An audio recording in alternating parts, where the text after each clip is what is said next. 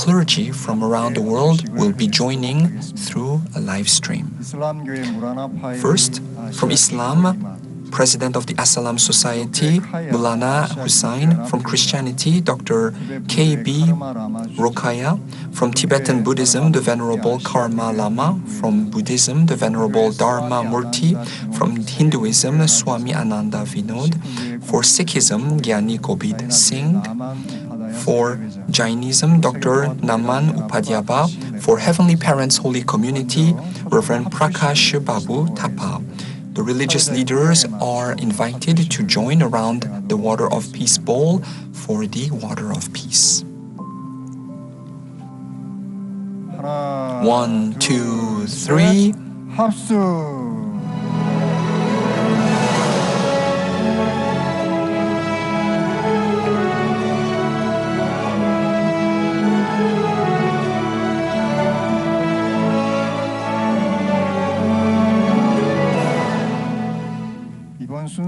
Next, we will have the Declaration to Heaven. Swami Anand Binod, patron of the World Awakening Mission, will recite the prayer. Divine Creator, the heavenly parent of humanity. Today, more than 500 million people across 194 nations around the world are participating in this rally of hope, the launch of Think Tank 2022. We are gathered in unprecedented circumstances in the midst of the disaster and despair of the COVID-19 pandemic. Human beings are searching for a way out of this darkness and other serious social ills that have befallen us. The COVID-19 pandemic has exacerbated the self-centeredness, greed, sadness, misfortune, war, and hatred present since the dawn of the history. This is completely opposite from how we were intended to live. Our hearts yearn for a world of love, peace, happiness, freedom, unity, and heavenly blessing. Heaven's providence has been guiding us back to the original ideal of the creation. This is our only path of hope, liberation, and salvation. Today, we are blessed that Dr. Hak-Ja Han-moon, the Mother of Peace and the Mother of Unification, is launching Think Tank 2022. Think Tank 2022 will offer detailed approaches to peace, including the geopolitical, economic, social, religious, humanitarian, academic, sporting, and cultural, thereby creating a very comprehensive and holistic approach to the peaceful reunification of the peninsula. Think Tank 2022 will bring hope to the Korean peninsula and the world, helping the realization of one family of humanity, a holy community centered on Heavenly Parent that embraces all faiths, cultures, and peoples throughout the world. We are immensely indebted and eternally grateful to the Mother of Peace. Heavenly Parent, please bless this day and may Think Tank 2022 be the vessel through which the wisdom of peace-loving leaders throughout the world connect to the Korean peninsula. We offer this in the name of all the religious leaders present. Aju. 네, 감사합니다. 평화 축원해 주신 우리 신아시아 태평양 대륙의 조문안 대표. Thank you very much. 전 세계 우리 Let us give 다시 한번 여러분 감사합니다. our appreciation. Let us show our appreciation to the religious leaders from the Asia-Pacific region. Thank you once again for this moving prayer. Next will be the peace anthem. Everyone, you are invited to please rise and join into expressing your support for a lasting world of peace and the peaceful reunification of the Korean peninsula.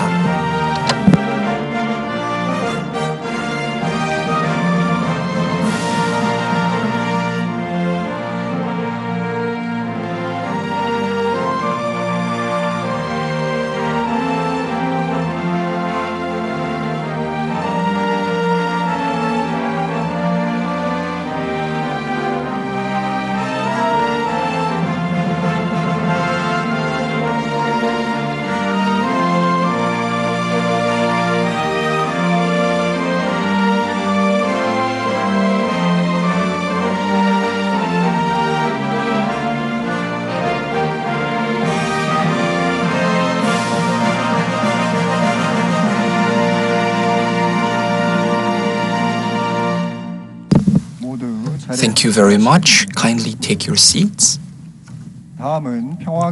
Next will be the peace message and prayer. Representative of the religious sector of Think Tank 2022 will give a peace message. Reverend Jonathan Falwell, a prominent pastor of a megachurch in America, will give a prayer and a message of peace. Reverend Pastor Jonathan Falwell has a special connection, Reverend Moon, the founder of the Universal Peace Federation. In the 1980s, when Reverend Moon was falsely imprisoned in Danbury, Reverend Falwell's father, the late Reverend Jerry Falwell, signed a petition supporting Reverend Moon and advocating for freedom of religion. Reverend Jonathan Falwell, the senior pastor of the Thomas Road Baptist Church, he was also a campus pastor of Liberty University, and he founded the Liberty Church Network, a network that helps to pioneer new churches and has inspired hundreds of millions of people around the world. Please join me in welcoming Pastor Jonathan Falwell with a round of applause.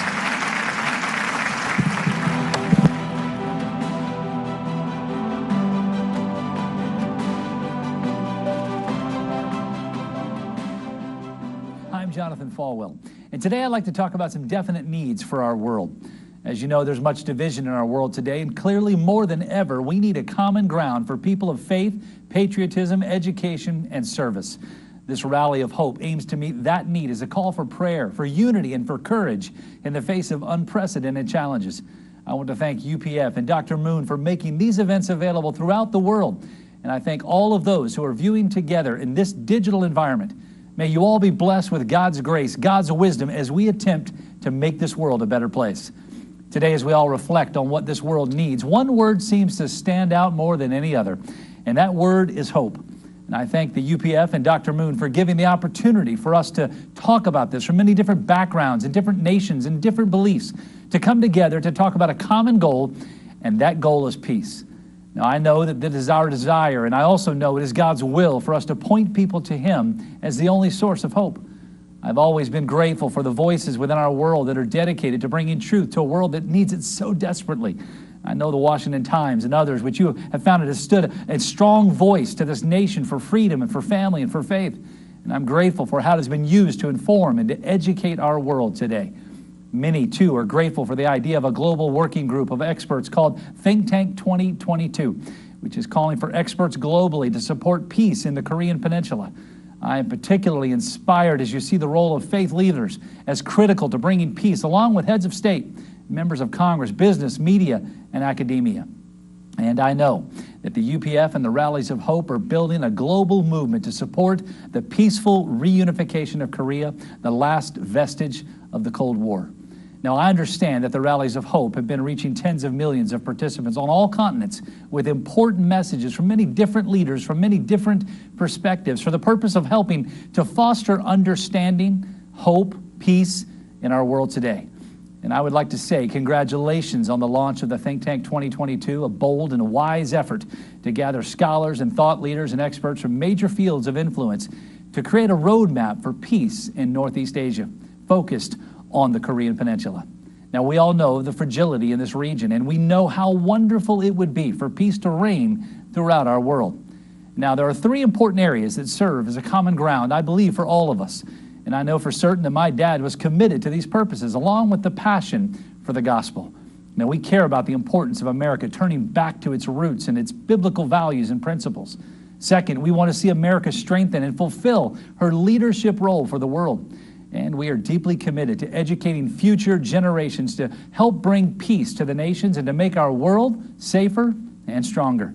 Now, first, let's talk about how we can turn America back to biblical values, to a biblical worldview, biblical lifestyles. The world looks to America for leadership in so many different ways. And for that reason, America needs to be restored. We need to understand our founding, not based on a rewriting of history that excludes the importance of God and the gospel, but rather to impress upon all that America was founded on Judeo-Christian principles, which flow clearly from God's word, the Bible. In doing so, I believe we will see a clear return of the biblical family, a picture of God's ideal for the family based on God's plan, on His word and His desire. The Bible is clear on what God desires for His people, clear on how He wants us to live. And the Bible is God's inspired, inerrant, and infallible word, and has been given to us to understand His love, to know how we should live, and is a call to action for all of mankind. God is the same yesterday, today, and forever, and we must stand on His word and in His truth.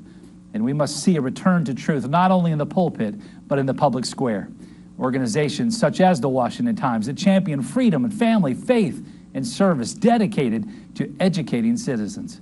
Now, second, we also need to talk about America's leadership role for the world among the family of nations.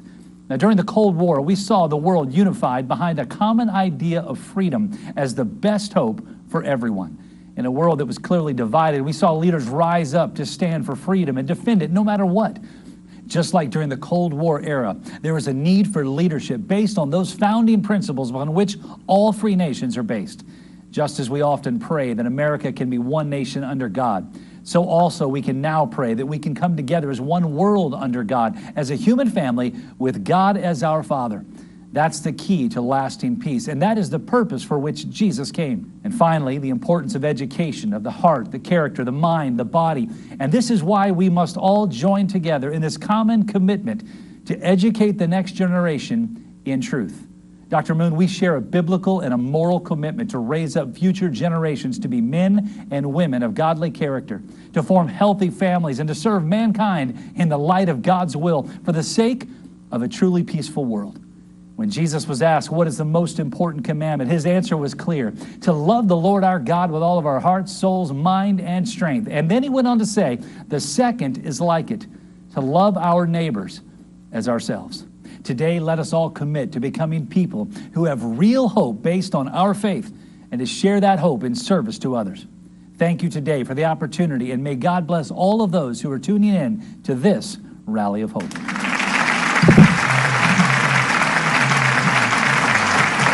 Thank you for your inspired peace message and prayer.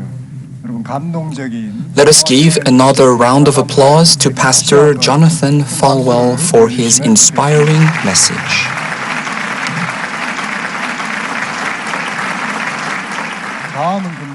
Next, we have the welcoming address in this Rally of Hope for the launch of Think Tank 2022 and a Heavenly Unified Korea.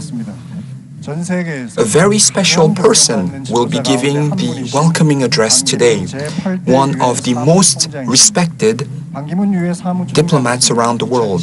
His Excellency Ban Ki-moon, the 8th UN Secretary General, will be giving the welcoming remarks. He has devoted his life to realizing the UN Sustainable Development Goals for 2030. In particular, during the 2015 UN Climate Change Conference, COP21, His Excellency Ban led the way for the ratification of the historic Paris Climate Agreement, which garnered agreement from all 195 member nations and replaced the Kyoto Protocol. He currently heads the National Council on Climate Change and Air Quality and is the chairman of the Ban Ki-moon Foundation for a Better Future. Notably, during the 4th Sonak Peace Prize Award, he received the Sonak Peace Prize and offered a precious message during the last Rally of Hope. Everyone, join me in welcoming His Excellency Ban Ki-moon, 8th UN Secretary General, with a heartfelt round of applause.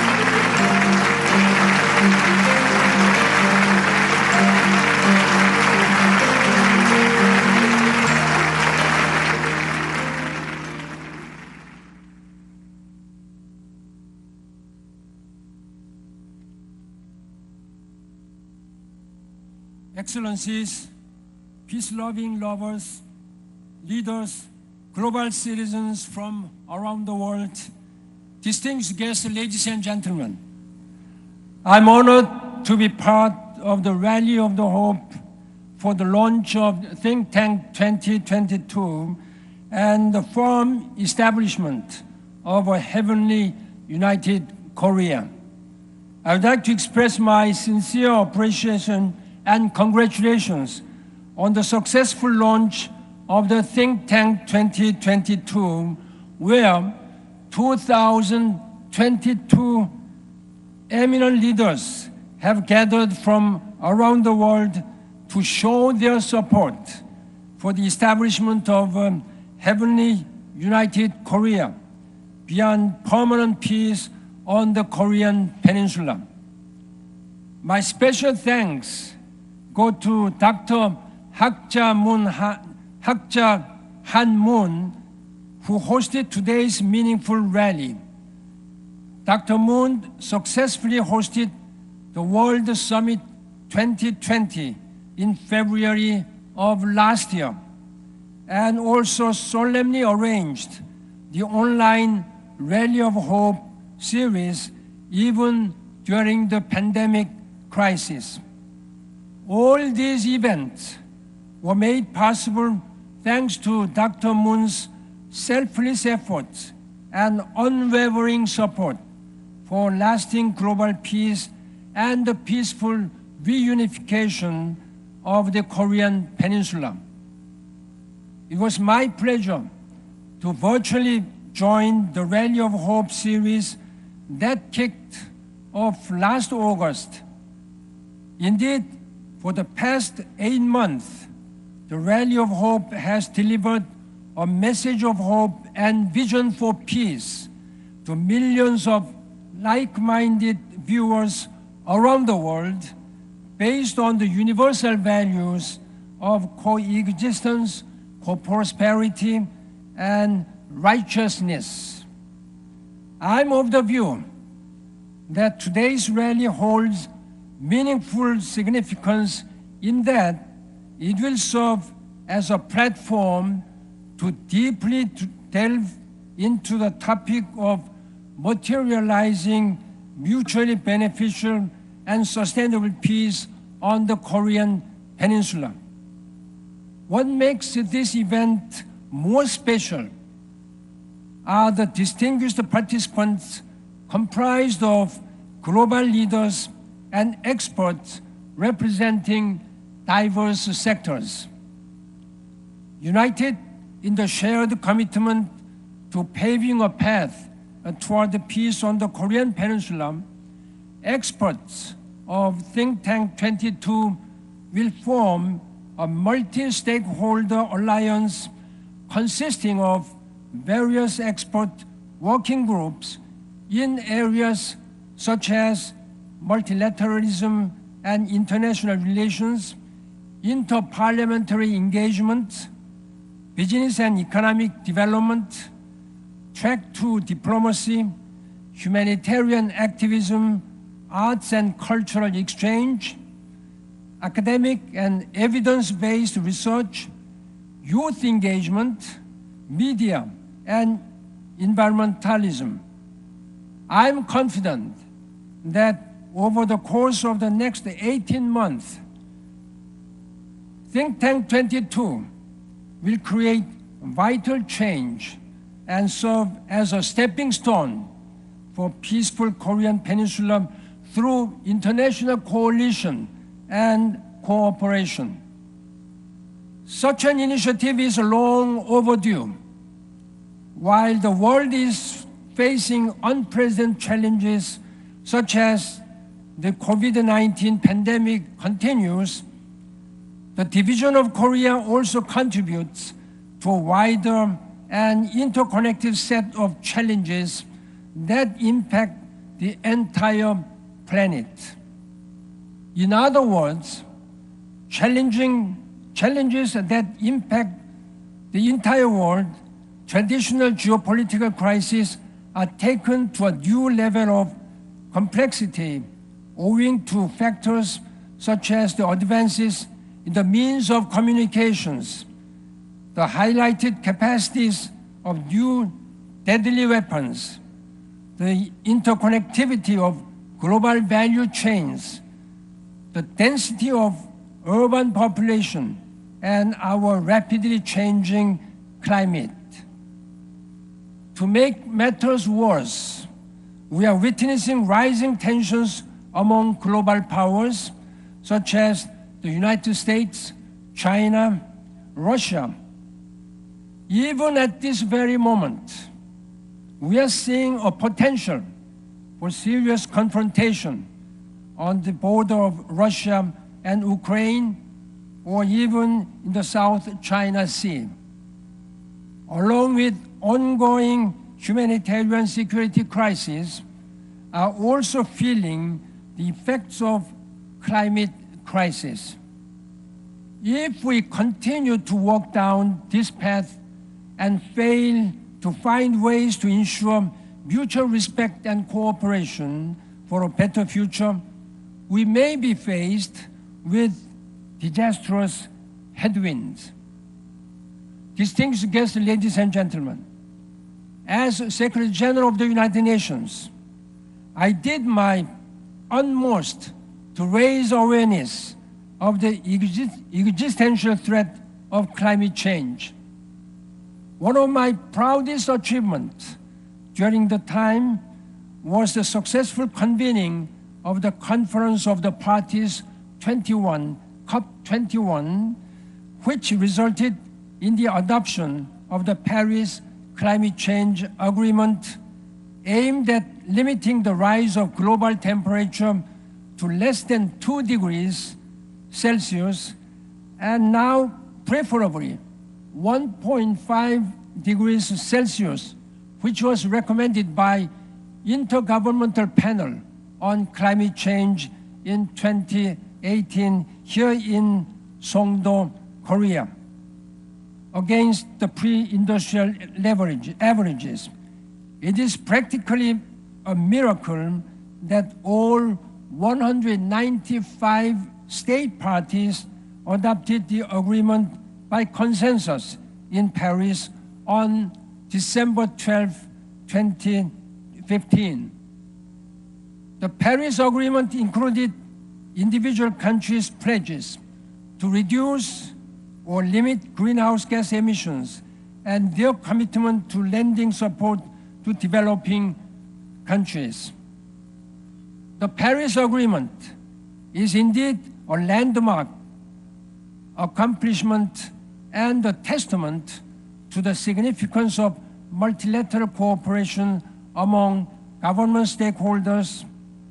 At the same time, it also demonstrates the great importance of solidarity and partnership among global civil society, as it would have been impossible without the support from various faith-based organizations and thousands of NGOs.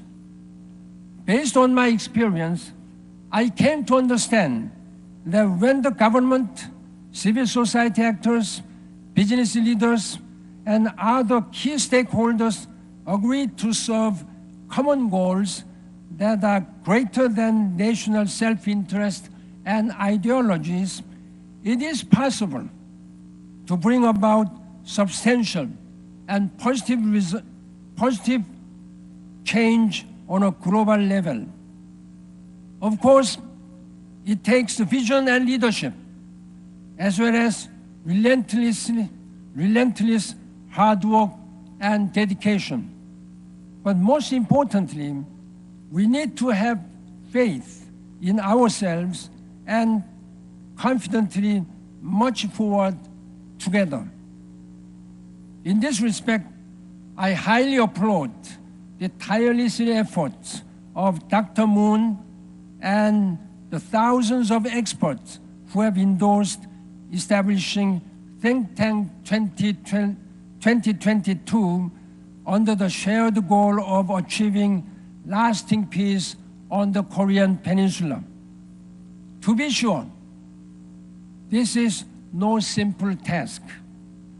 The roots of this conflict between the the two Koreas are deeply entangled, and the immense weight of history is bearing down upon them. There are neither simple solutions nor silver bullets. Nonetheless, let us remind ourselves that we have seen monumental geopolitical breakthrough in history, as evidenced in the reunification of East and West Germany and North and South Vietnam. To be sure, these achievements were born out of different contexts and may not be exactly relevant to the situation on the Korean Peninsula. Given its own history and characteristics, whatever resolution may be achieved on the Korean Peninsula will have its own unique reasons and features, and must surely involve the will of the people of both Koreas. Moreover, it will not take place in isolation. As we know, there are powerful stakeholders with interest in both the process and the outcome of any major development on this peninsula. Nevertheless, today we are invited to take an important step in the right direction.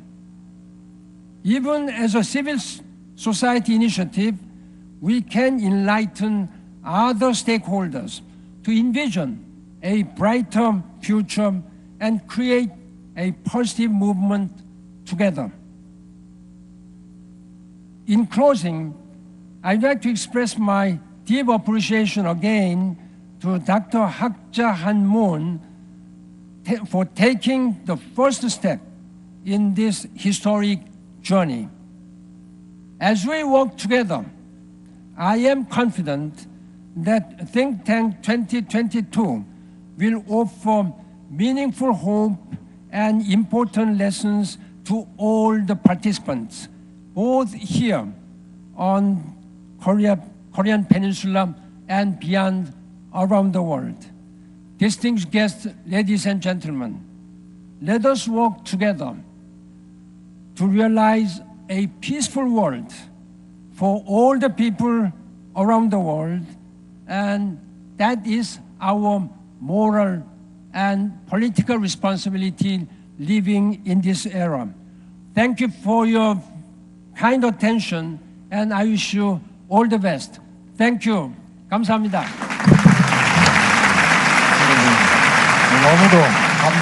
Thank you. What an inspiring message. What a moving message. Let us give another round of applause to His Excellency Ban Ki-moon, the 8th UN Secretary General. As the UN Secretary General, he has worked tirelessly to expand his experience in the realm of diplomacy and also fostering peace, and he believes that Think Tank 2022 will really play an important and meaningful role in bringing stakeholders around the world for the sake of peace. Next, we will have a congratulatory song, and we have two congratulatory remarks. The first congratulatory remark will be offered by the Honorable Newt Gingrich, former Speaker of the U.S. House of Representatives. He served as a U.S. member House of Representatives from 1979 to 1999, and he served as the 58th Speaker of the House from 1995 until 1999. Also, Honorable Gingrich gave a keynote address at the World Summit 2019 and also spoke at World Summit 2020. He has also provided profound insights to UPF and the Washington Times, and he supports UPF's work and Dr. Moon's work for peace around the world. Let us welcome Honorable Newt Gingrich with a round of applause.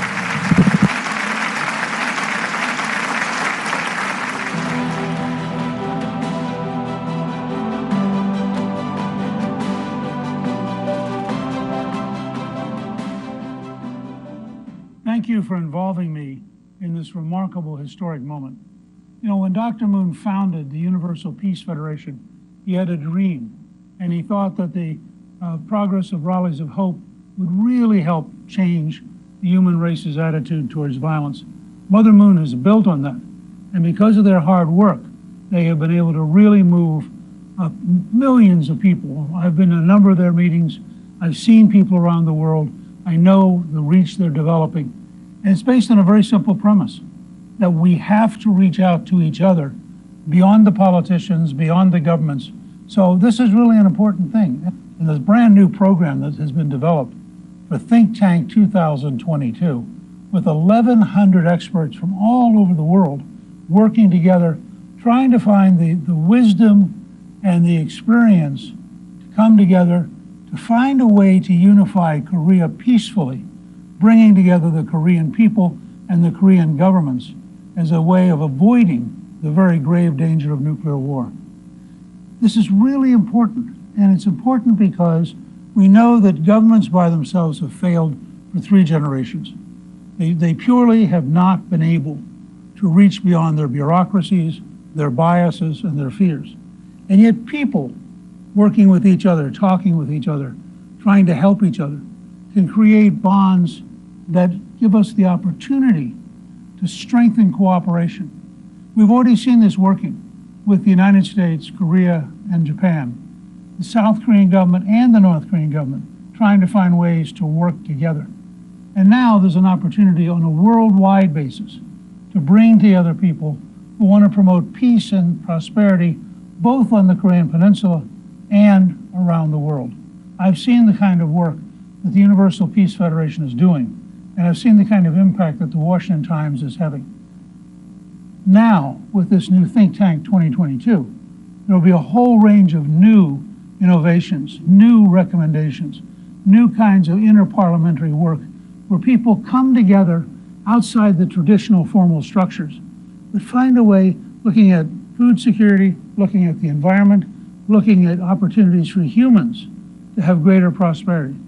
I think that this Think Tank 2022 is going to be able to map options that broaden dramatically the potential for people to work together. And I think potentially it could also lead to expanding people involved to include Russia, China, Mongolia, India, Vietnam, so that you begin to have an entire region moving towards a dialogue that wants to achieve peace and wants to ultimately have people living side by side, working side by side, trusting each other, and in times of crisis, reaching out to help each other. So you're going to see high-level international teams visiting stakeholders around the world, working together, United States, Russia, China, Japan, South Korea, North Korea, Australia, India, Vietnam, Indonesia, the Philippines. All of these are a chance to create a common dialogue so that relationships can be built with the diplomatic corps of North Korea, and people in the North Korean Foreign Office can come to have relationships, even friendships, around the world that broadens their perspective. So I think this is an important direction. And let me say, I feel this very deeply. My father served in Korea in 1953 in the last year of the Korean War in the U.S. Army. He went back years later as a professional soldier, spent a year helping defend South Korea. My family's had a deep, long involvement in what's happened in the peninsula. And I believe that in the long run, we're either going to find a way to talk with each other, work with each other, create a better future with each other, or sooner or later, there will be a catastrophic disaster.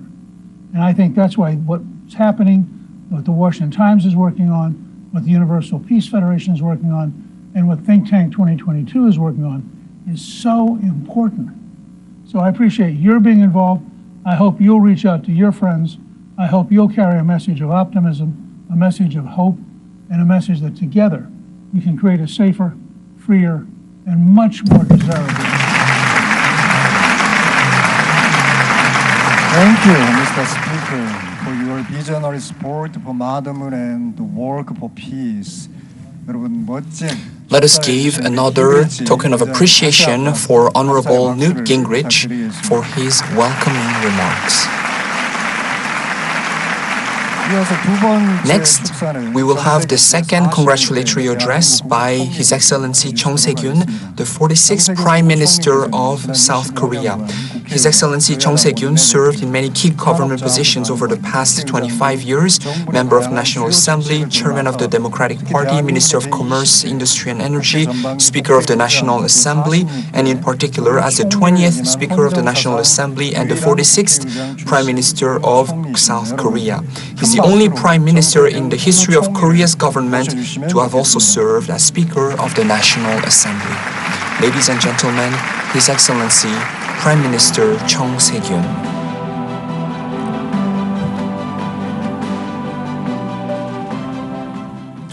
Respected leaders from home and abroad, I'm very pleased to meet you today. My name is Chung Se-kyun, former Prime Minister of the Republic of Korea. I would like to congratulate the inauguration of Think Tank 2022. I've heard that today is the first day for domestic and foreign leaders to gather their common wisdom and heart in the long journey for the peaceful reunification of the Korean Peninsula and the realization of world peace. As we overcome the COVID-19 pandemic that has been afflicting the world, we reflect on the global environment, on civilization, and the promise of the future. This is a crisis that cannot be overcome through the leadership of one individual or one nation alone. Indeed, it will be impossible to surmount this crisis with exclusive, nation-centered egoism. International cooperation and international solidarity are needed now more than ever. The problem of the Korean Peninsula, the last remaining divided nation in the world, is no longer one that just affects the two Koreas. Peace on the Korean Peninsula is indispensable for lasting world peace. Achieving this will require international attention and effort. Based on this, I hope that Think Tank 2022, which is being launched today, will stimulate advances in the peace process on the Korean Peninsula and lay a foundation for world peace. Thank you very much.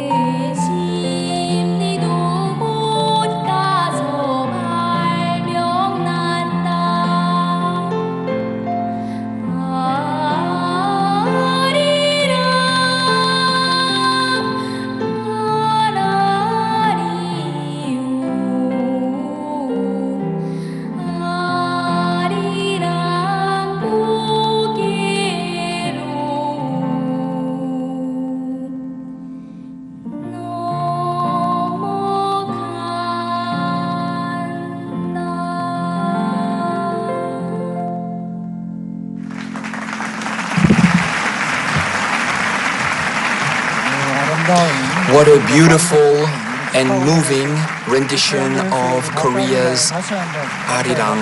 Let us give another round of applause for Pakabin of the Little Angels. She has touched us. Now the time has come for the keynote addresses. Today's keynote addresses will be presented by leaders and various advisors of Think Tank 2022, including leaders in the areas of public politics, diplomacy, national defense, finance, religion, food security, and health. And before the next entertainment, we will have 5 keynote addresses and then 3 keynote addresses after that. First, from the sector of politics, we will have 5 leaders presenting, as well as 1 person presenting for the realm of the economy. The first keynote address will be presented by His Excellency Michael Pence, former Vice President of the United States. His Excellency Pence served as the 48th Vice President of the United States from 2017 to January of this year. From June 2017, he also chaired the National Space Council. Former Vice President Pence also served as a member of Congress from 2001 to 2013. He was elected as governor of Indiana in 2013 and served until 2017. He has described himself as a principled conservative and has proudly expressed his faith, saying he was a Christian, a conservative, and a Republican in that order. Mr. Pence has a special fondness for Korea, as his father was a veteran of the Korean War. He gave a keynote address at the 5th Rally of Hope and was moved by Dr. Hak Ja-han Moon's peace vision for a heavenly unified Korea and is supportive of the initiative Think Tank 2022. Ladies and gentlemen, let us welcome His Excellency Mike Pence.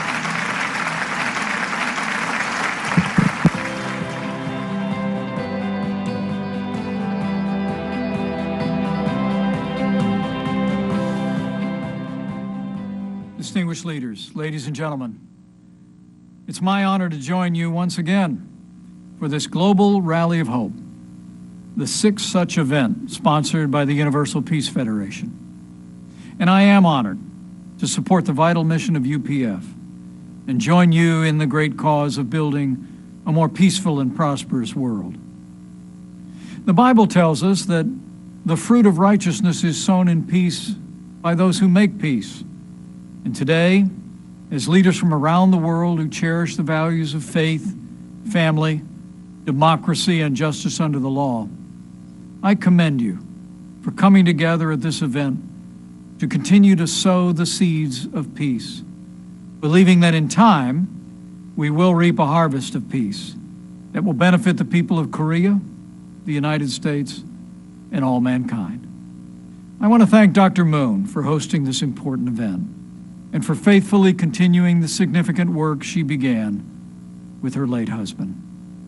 Thank you, Dr. Moon, for your devotion to building a more peaceful and prosperous world. Think Tank 2022, bringing together the wisdom of leaders in government, business, religion, civil society. I believe the dream of a peaceful cooperation and unity in Korea will be closer to reality than ever before. We gather at a time of renewal and promise. Over the past year, mankind has been reminded just how quickly our lives can change in unexpected ways. For the past year, the coronavirus pandemic has inflicted heartbreak and hardship across the globe. Every nation on earth has been put to the test. But now, thanks to bold leadership, groundbreaking partnerships, and the courageous resolve of our citizens and our caregivers, mankind's victory over the coronavirus is closer than ever before. Not long ago, experts said it would take years to develop a vaccine. But today, more than 1 billion vaccine doses have been administered worldwide, moving us closer every day to putting the coronavirus in the past. What we've learned through this challenging time about ourselves and about each other is that nothing is impossible when nations work together to achieve the common good. And as we undertake the urgent work of healing our nations and restoring our economies, we must also remember that our task is not merely to rebuild the world of the past, but to forge a brighter future for all our citizens. During my 4 years as Vice President, the United States and the Republic of Korea proved how much you could accomplish when nations share a common commitment to democracy, free enterprise, family values, human dignity, and equality under the law. Together, we improved our historic alliance, strengthened our trading relationship, and reaffirmed America's ironclad commitment to support the Republic of Korea, Japan, and our allies in the region. And our commitment to our common defense remains unbreakable. We will stand firm against our common adversaries, even as we work in good faith to turn those adversaries into friends. And in so doing, I believe we're laying a foundation to bring about the peaceful unification of Korea, even within our lifetimes. Few people imagine that they would see the leaders of the United States and North Korea sitting down to talk peace, but at the historic summit in Singapore, that's exactly what happened. And while our journey toward peace goes on, what's most important is that the journey has begun, because the first step is always the hardest. And now a new American administration has the opportunity to renew our commitment to our common defense and build on our progress toward peace, which I fervently hope our new president will do. Now more than ever, freedom-loving nations around the world must stand together and call upon China to respect human rights, democratic principles, the freedom of navigation, and do their part to achieve the final and fully verified denuclearization of the Korean Peninsula. During my 4 years as Vice President, at home and abroad, I've seen firsthand that truly great nations embrace the principles of liberty, freedom of speech, freedom of religion, democracy, and free enterprise. We know that strong families, education, equal treatment under the law, and a recognition of the worth of every human life, born and unborn, is the foundation of true national greatness. These are the values that have united the people of Korea and the people of the United States for nearly 70 years. And they're the same values that my father, Lieutenant Ed Pence, along with freedom-loving Americans and Koreans, fought to defend in the Korean War. And they're the values that I worked to advance when I served as Vice President of the United States. And I believe if our commitment to these principles remains true and unshakable, the day will soon arrive when a great land once divided by war can become one nation, one people, united in peace. I know I speak on behalf of millions of Americans when I say how proud we are to stand alongside each and every one of you to support the cause of freedom, security, and peace for the Korean people. Scripture tells us, let us not become weary in doing good, for in the proper time we will reap a harvest if we do not give up. So to everyone at this global rally of hope, I urge you to keep striving, keep working, and never give up, because your labors on behalf of peace for the Korean people, the Asia Pacific, and the world are not in vain. So thank you for the honor of addressing you today, and may God bless you all.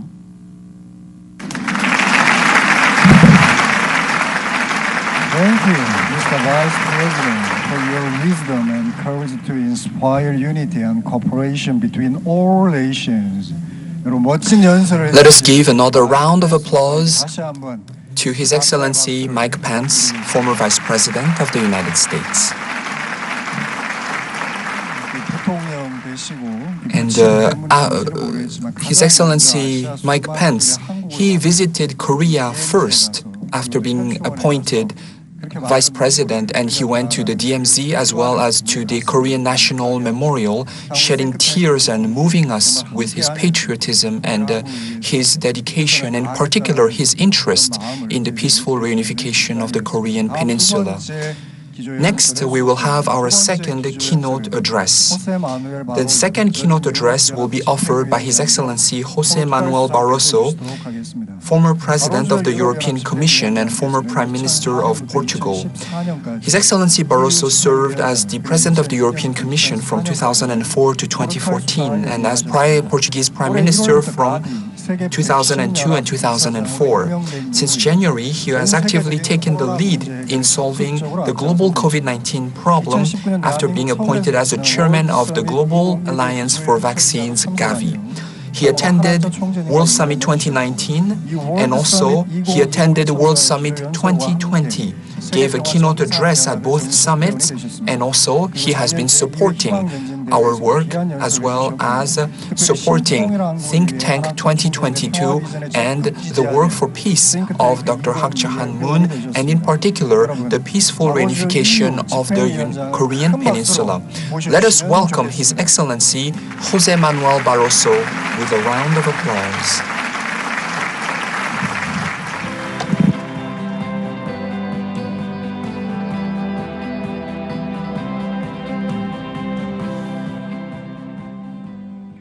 When I had the honor of receiving the Nobel Peace Prize on behalf of the European Union in 2012 in Oslo, Norway, I started my acceptance speech quoting Spinoza.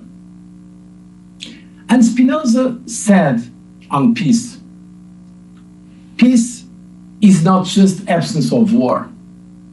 Peace is a state of mind, a state of benevolence, confidence, and justice. And I believe this sentence places its emphasis where it should be, on the idea of state of mind, that at the basis of peace, there is a human being. And this is very important when you think about it, because with all respect for all ideas, all institutions, all regimes, it was man that created them. It was not them that created man. They are human creations. But the basis of legitimacy is the human being. And the more important value is the value of human dignity. The fact that we are all members of the same human family. I will say that this is more important than ever now, because we are living a very challenging time. We see a world that is more complex, more unpredictable, in some cases more dangerous. I believe this pandemic has accelerated some trends that we had identified already before the pandemic. Some of them are also promising. We see a development of technology and science, we see digitization, but we are also witnessing a resurgence of nationalism, of nativism, protectionism, and isolationism. All this goes against the values of cooperation that I believe they are more important than ever now. Let me give you an example. The pandemic and the fight against that terrible enemy of ours, of all mankind, this coronavirus, that has already killed more than 3 million of our brothers and sisters all over the world. The reality is that this virus has shown us once more the need for global and cooperative action. The virus does not stop at national doors. The virus does not respect borders. It's affecting everybody. And we have been saying that nobody is safe until everyone is safe. This is not a slogan, because if, for instance, the wealthiest nations get enough protection through vaccines, they are wrong if they think the problem is solved. Because while the virus keeps circulating in other parts of the world, new variants may appear, and we may have new surges in the pandemic. That's why we created COVAX, an initiative launched by Gavi, the Global Alliance for Vaccines, together with the World Health Organization, with CEPI, with UNICEF. And we are now struggling to get the vaccines we need all over the world. We need not just financing. Of course, we welcome all the generosity of donors, but also we need the spirit of those sharing as soon as possible, in that spirit precisely of solidarity. This is a concrete example of the fact that to solve a global problem, we need a global solution. We are seeing that every day. But together we can beat that virus. And I believe that while we are seeing negative trends, like the ones I just mentioned, we are also seeing positive trends.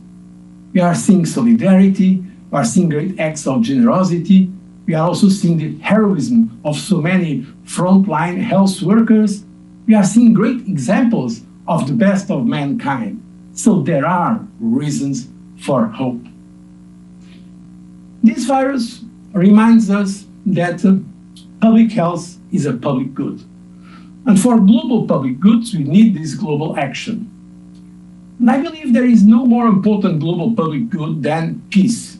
Peace is the basis of all these values. And also peace now is under threat. That's why it is important to make progress searching a solution for some long-lasting problems. A very important example is, of course, Korea. It is important that there is progress towards a peaceful reunification of the Korean Peninsula. Not only for the sake of Korea, but for Northeast Asia and for the entire world indeed. I know there are now good efforts in that direction. For instance, like Think Tank 2022, that unites experts from all over the world, from so many disciplines, thinking about new ideas, new processes to achieve precisely that peaceful reconciliation. That effort was initiated by UPF. And I would like to congratulate and to commend UPF for all their efforts in favor of peace, in favor of solidarity and mutual understanding between opposing views. And I underline opposing views, because if they are the same views, they don't need to be reconciled. What is really difficult is to accept the other, to speak with those who have contradictory views, opposing views to our own views. And this is more important than ever now. And it is precisely because of that spirit, that UPF is inspiring so many men and women all over the world, precisely because they understand that at the basis of peace, there are the fundamental ideas of justice, confidence, and benevolence. I thank you for your attention. Thank you, Mr. President, for your dedication to peace and harmony among all people. Thank you very much. Let us give another round of applause to His Excellency Barroso for his message of peace, but also of hope. Thank you very much. The third keynote address will be given by His Excellency Samdech Hun Sen. Originally, His Excellency Samdech Hun Sen was meant to provide a video message. He was preparing, however, he attended the ASEAN conference and he is now in self-quarantine, and therefore he sent a congratulatory message.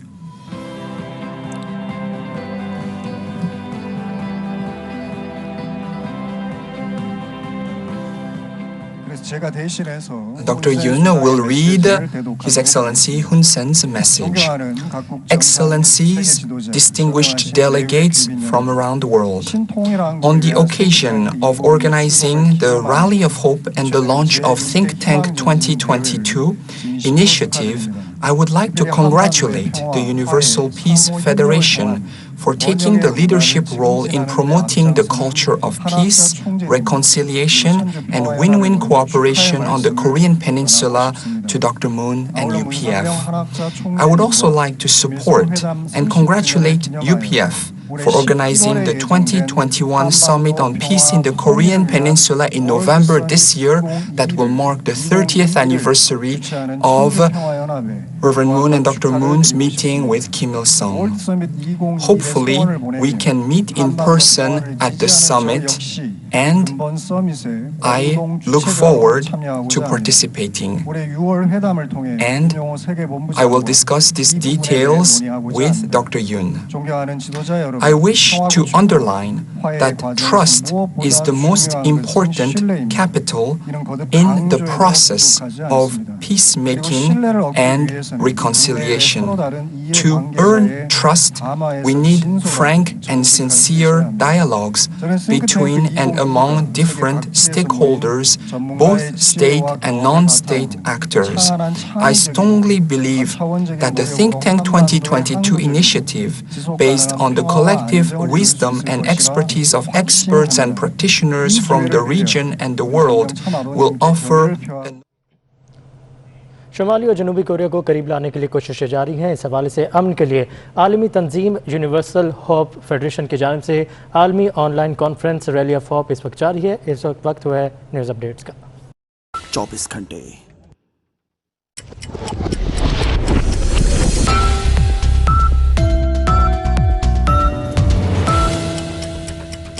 This headline news is brought to you by Ufone के लिए सब कुछ तुम ही तो हो। हमारी दुआ है तुम खैरियत से रहो।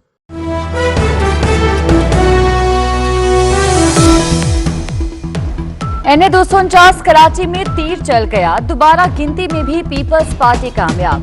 कादिर खान मंदुखेल की बर्तरी मजीद बढ़ गई। इलेक्शन कमीशन के मुताबिक कादिर खान मंदुखेल में 15,656 वोट हासिल किए। नून लीग के मिफ्ता इस्माइल ने 14,747 वोट लिए।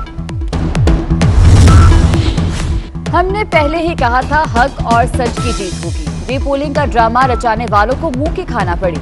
सईद गनी सियासी मुखालिफिन पर बरस पड़े। मुर्तजा वहाब की कादिर खान मंदुखेल को जीत पर मुबारकबाद।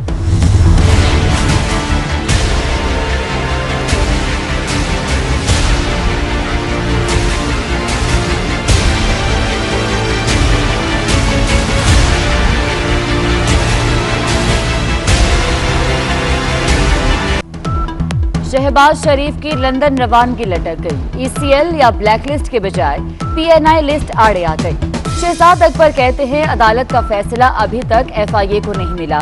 लॉकडाउन की सूरत हाल है, अदालती ऑर्डर मिलना बहुत मुश्किल है।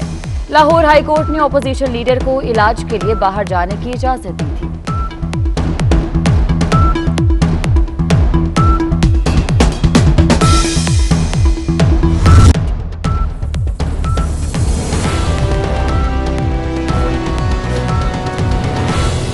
न्यूज़ बाखबर 24 घंटे।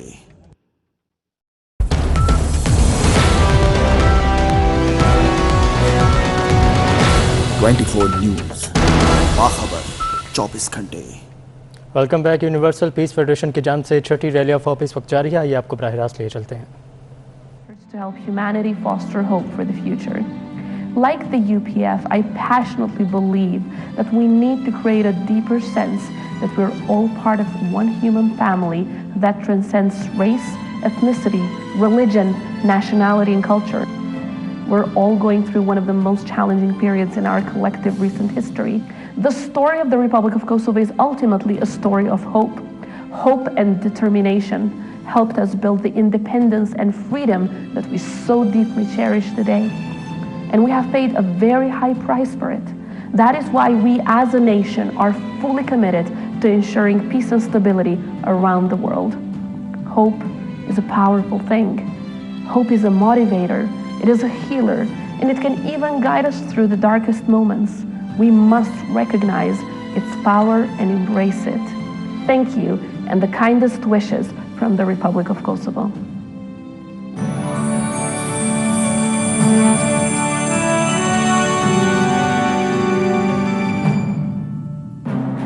Dr. Hak Yahan, known as the Mother of Peace or Mother Moon, ladies and gentlemen, on behalf of the government and the people of Zanzibar, I commend you for your tireless investments, especially in the recent years, to make Africa a brighter continent through summit and educational programs held in various parts of the continent, guided by your vision of one family under one God.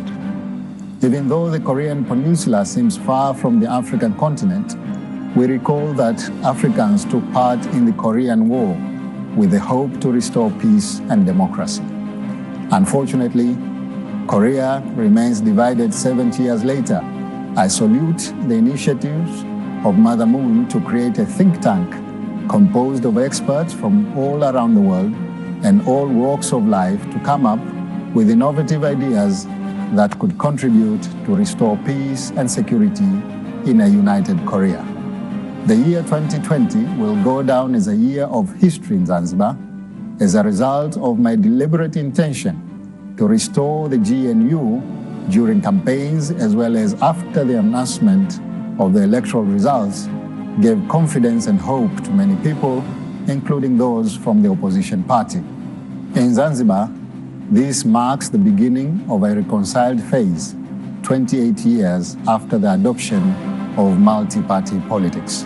My government will work together with the private sector and development partners to promote job creation and improve education, health, and infrastructure in line with Zanzibar 2050 development vision. And I want to assure you that my country is ready to cooperate with the Universal Peace Federation and its associations in promoting peace and development. I thank you for your kind attention.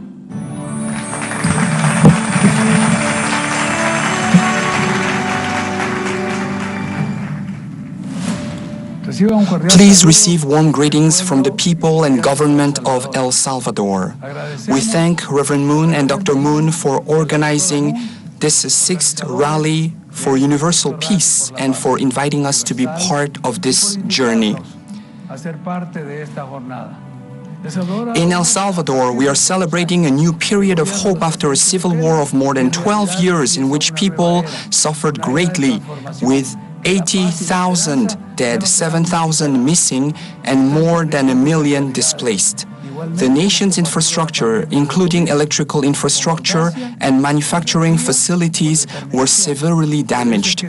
Finally, peace accords were signed in 1992, and today, 30 years later, we had to accept that we had misused resources and time, and above all, destroyed the hope of a people who wanted to build the country after the war. El Salvador has shown from the 2 years of President Bukele's government that in a real sense, a new era is beginning, an era of transformation where peace and hope will no longer be a fantasy, but when they become the reality.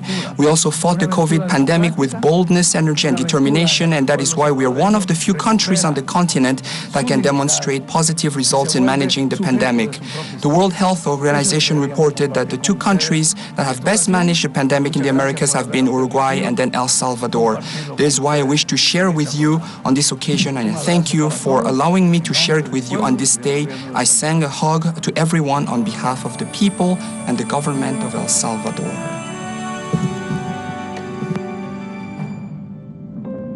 I am delighted to be at this rally of hope.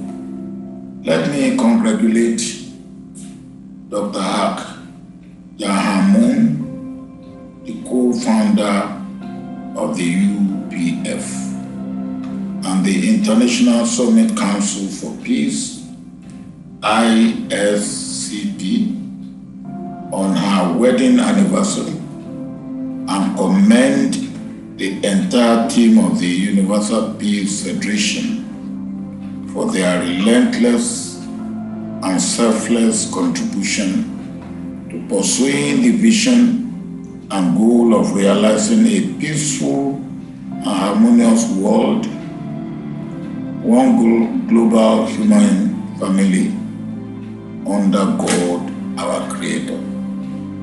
This rally of hope is a testament to the commitment and passion of world leaders to be part of the peaceful resolution of the challenges of the Korea Peninsula, the world, and the world development.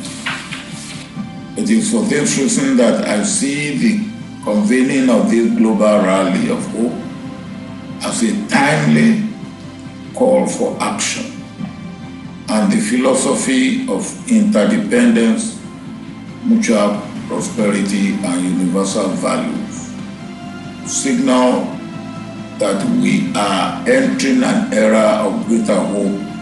Thank you.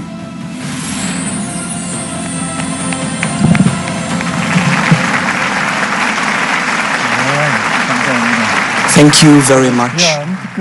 These were special congratulatory messages. Let us give another round of applause to these distinguished heads of state from around the world. Our next keynote address will now be offered by experts in the areas of diplomacy as well as the economy. The fourth speaker will be the Honorable Mike Pompeo, former U.S. Secretary of State. He was a member of the House of Representatives from 2011 to 2017 and was appointed head of the CIA at the beginning of the Trump administration. He was appointed Secretary of State in April 2018 and served until January 2021. Former Secretary of State Pompeo is a devout Christian and conservative who was deeply involved in the 3 North Korea-US summit meetings between US President Donald Trump and North Korean leader Kim Jong-un.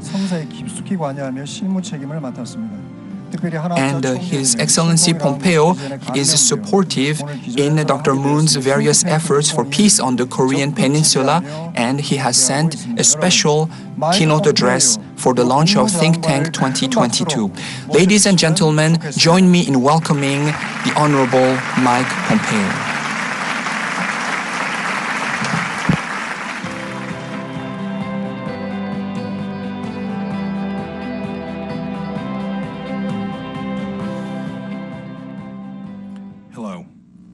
It's an honor to address this rally of hope, sponsored by the Universal Peace Federation, as one in a series of such virtual gatherings that bring together heads of state, parliamentarians, faith, business, and academic leaders from 150 nations for dialogue and the peaceful resolution of differences leading to cooperation for a better world.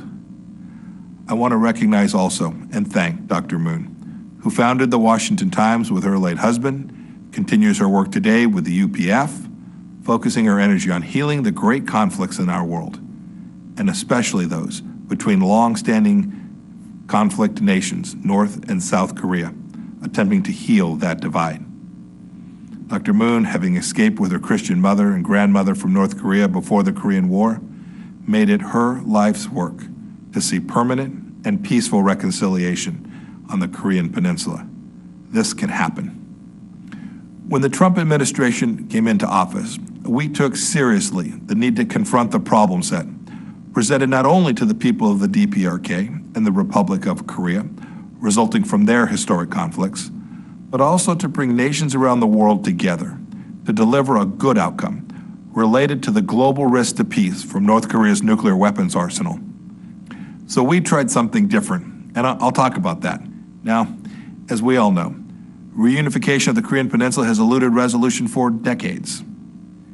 And during this process, North Korea has established a formidable nuclear weapons arsenal with ballistic missiles that can reach South Korea, Japan, and the United States.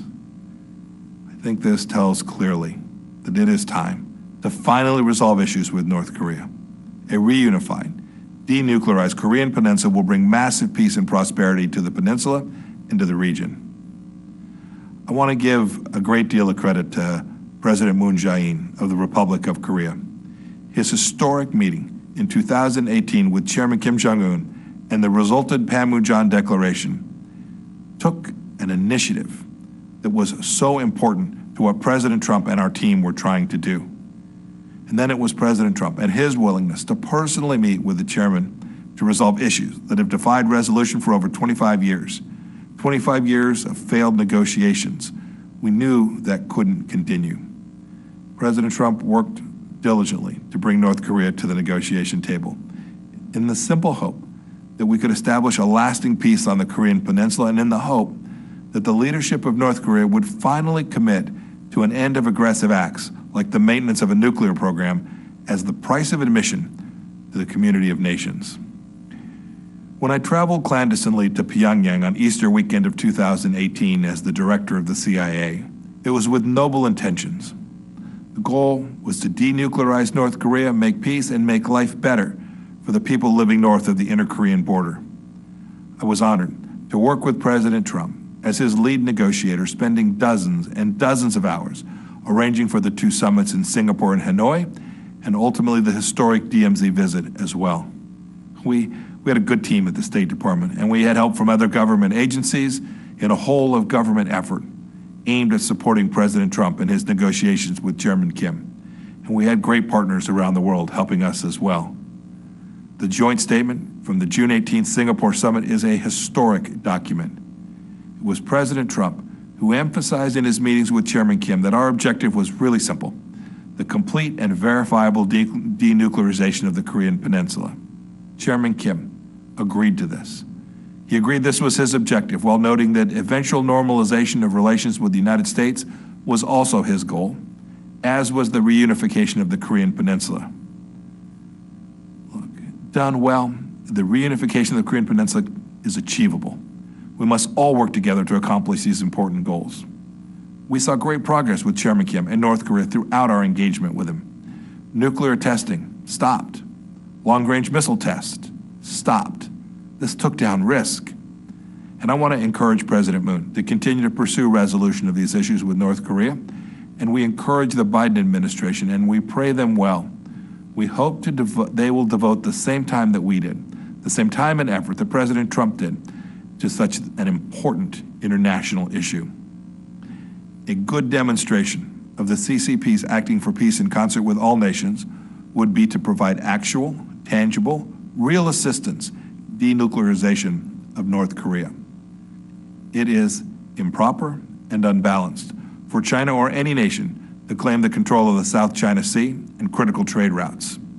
And trade between China and the West must be based in fairness, reciprocity, and equality. Peace depends on this. More broadly, America must continue its commitment to religious freedom around the world as well. Religious freedom is indeed the foundation of all freedoms.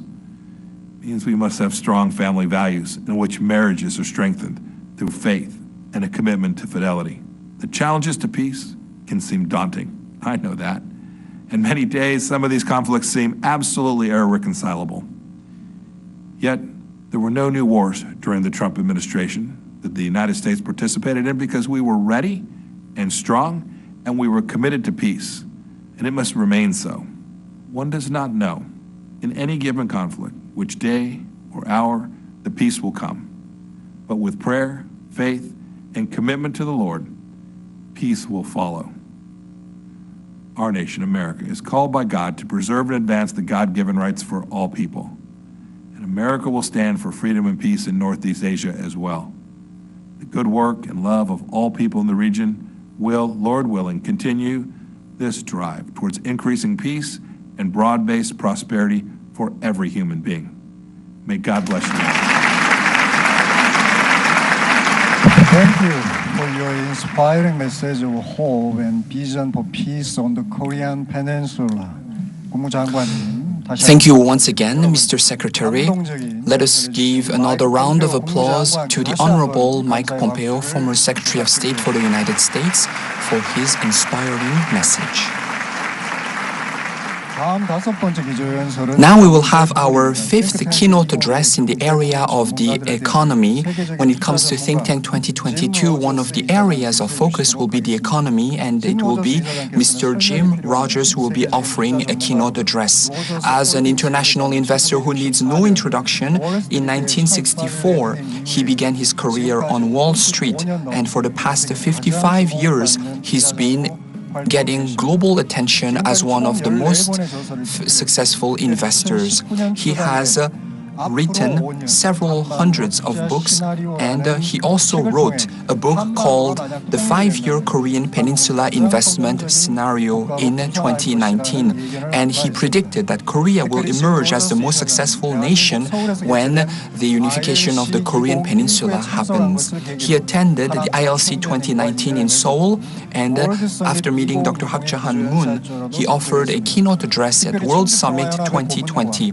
He is also special advisor to UPF and also has been speaking at the IAED conferences. And he's also an expert in terms of the Korean Peninsula as well as the realm of economics. Ladies and gentlemen, join me in welcoming Jim Rogers.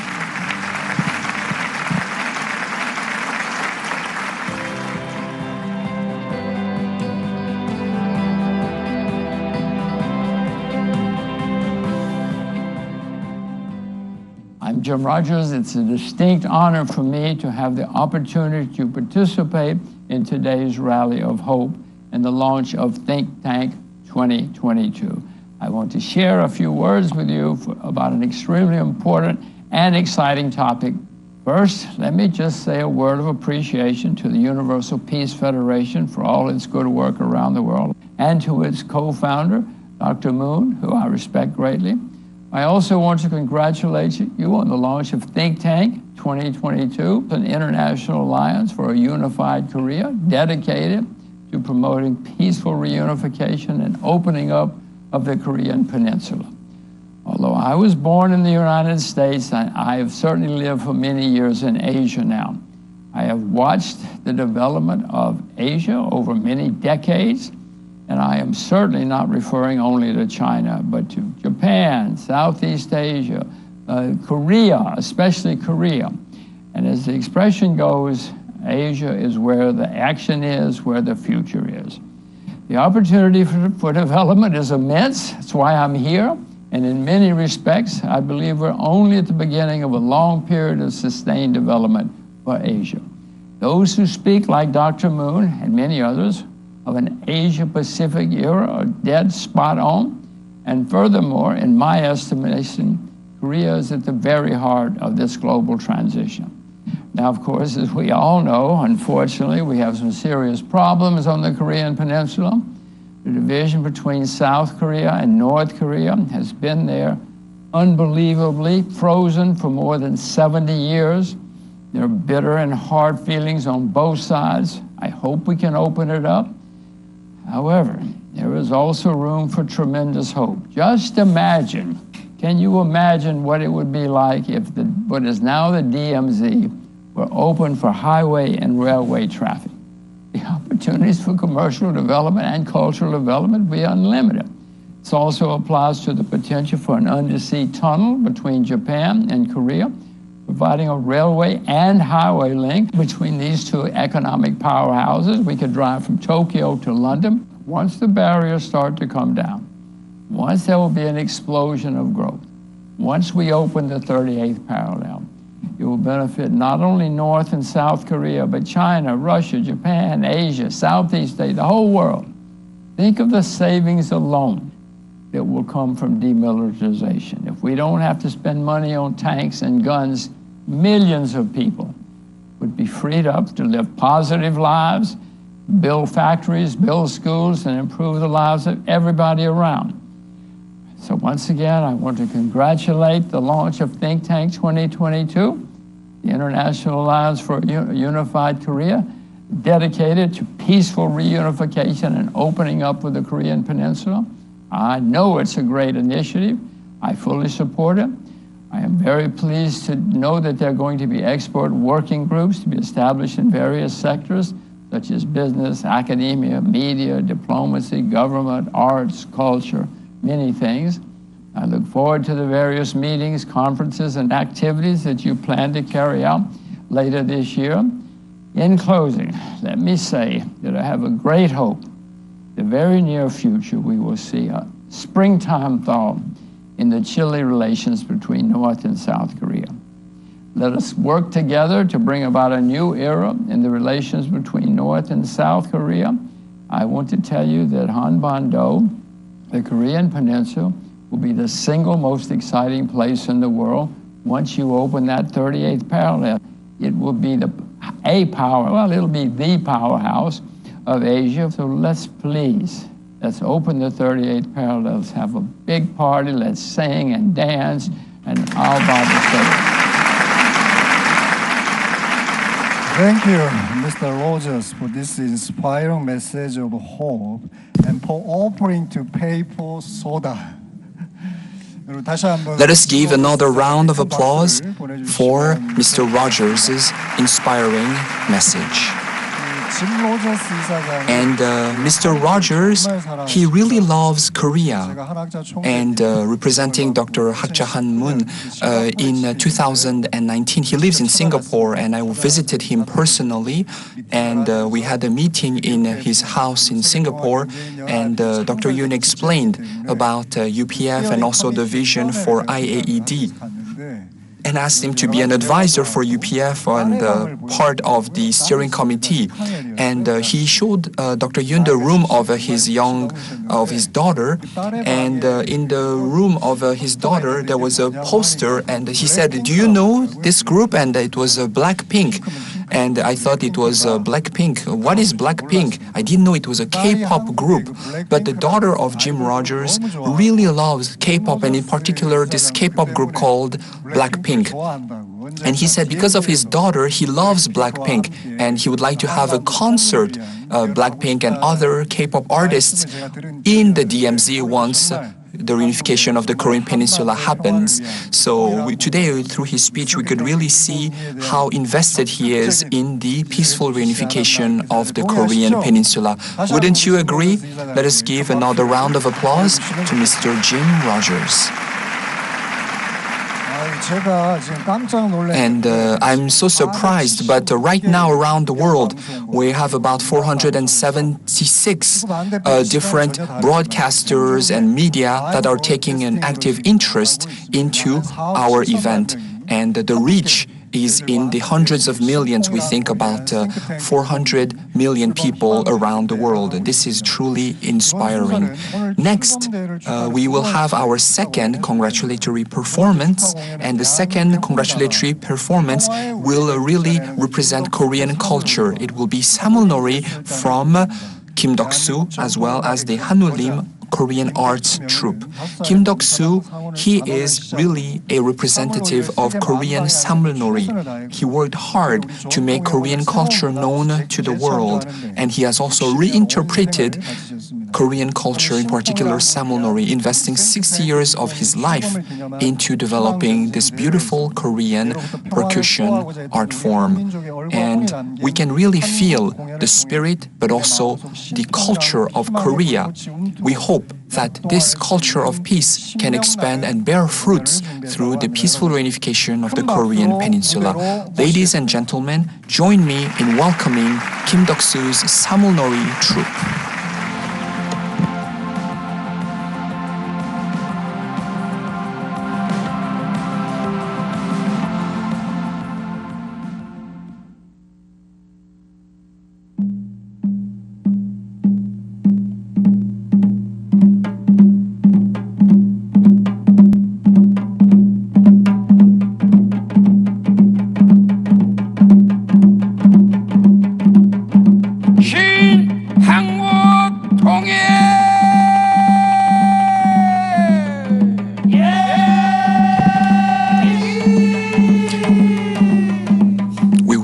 For a heavenly unified Korea. People from around the world have gathered here. We had the first, second, third, fourth, fifth rallies of hope, and we are now marching forward.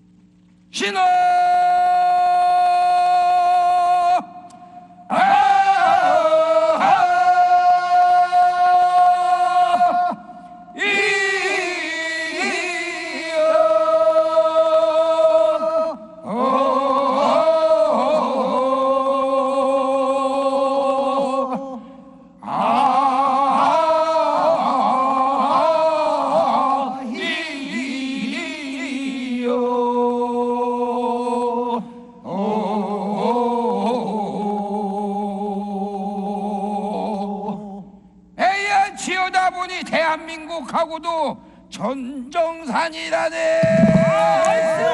Looking back on my younger years, I see that Korea has developed into this incredible nation that is attracting the attention of the world. We welcome you all. We are so grateful. Truly, Korea will develop, but it is only by working together with you. Thank you for your interest in Korea and Korea's days of blessings are coming. What a blessed day to wish for the heavenly unified Korea.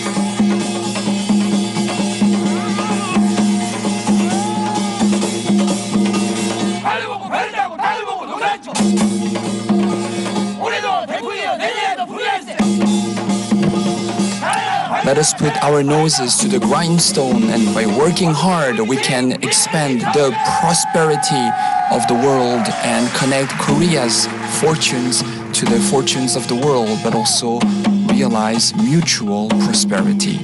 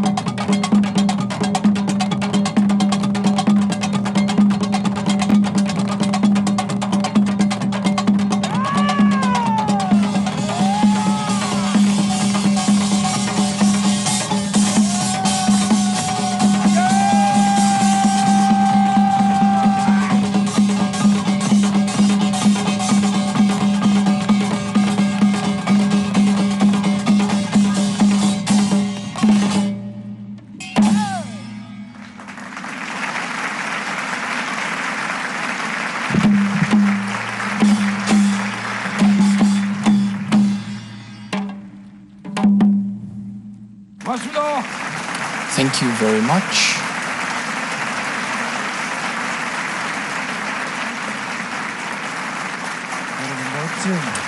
Let us give another round of applause to Kim Deok-soo's Samonori and the Hanulim Arts Troupe for their beautiful presentation of Korean percussion instruments. And this was a performance that was particularly exciting, but it also brought tears to my eyes.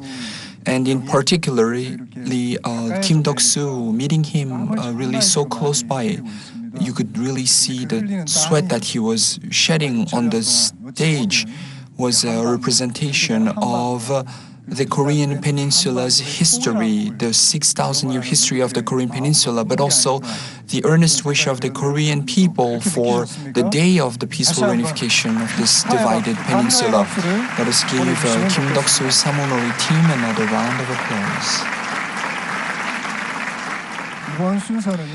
Next, before we move on to the next keynote addresses from 10 hotels and locations throughout Korea, VIPs are participating in today's Rally of Hope, and they are also joining Think Tank 2022, and in each location they are all watching today's event live, and we should receive congratulatory messages from all the VIPs. However, already the program has been quite long, and therefore we will receive just a few congratulatory messages from Lee Si-jung, Governor of Chungcheong, Yang Seung-ho, Governor of Chungcheong, as well as Song Ha-jin, Governor of Cholla, the Kim Yong-nok, Governor of Cholla, as well as parliamentarians Yoon Sang-yeon, Han Gi-ho, Lee Dal-gon, Kim Han-jung, Kim Sung-kyo, Ho Jong-sik, and Lee Yong-sup. Let's take a short time to see the congratulatory messages from Korean VIPs.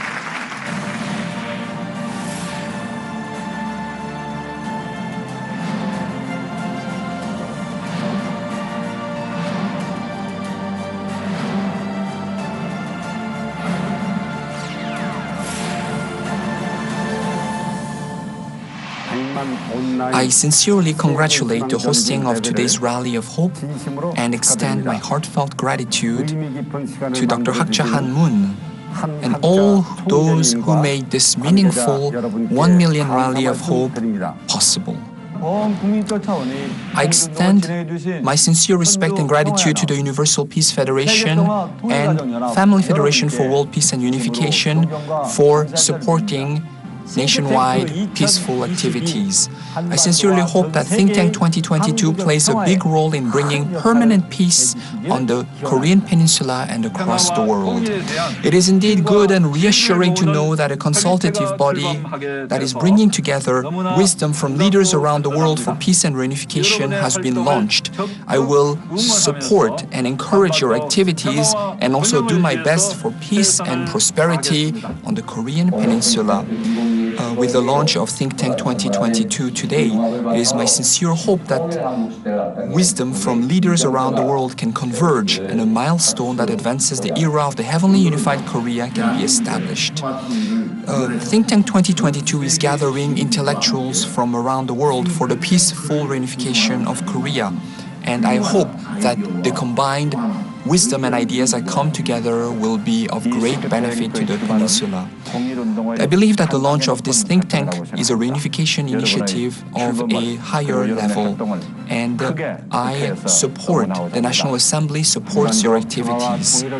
Congratulations on the launch of Think Tank 2022 for the peaceful reunification of the Korean Peninsula. I'm grateful to Dr. Hak Ja-han Moon and Dr. Thomas Walsh and the Korean chair, Yeona Moon.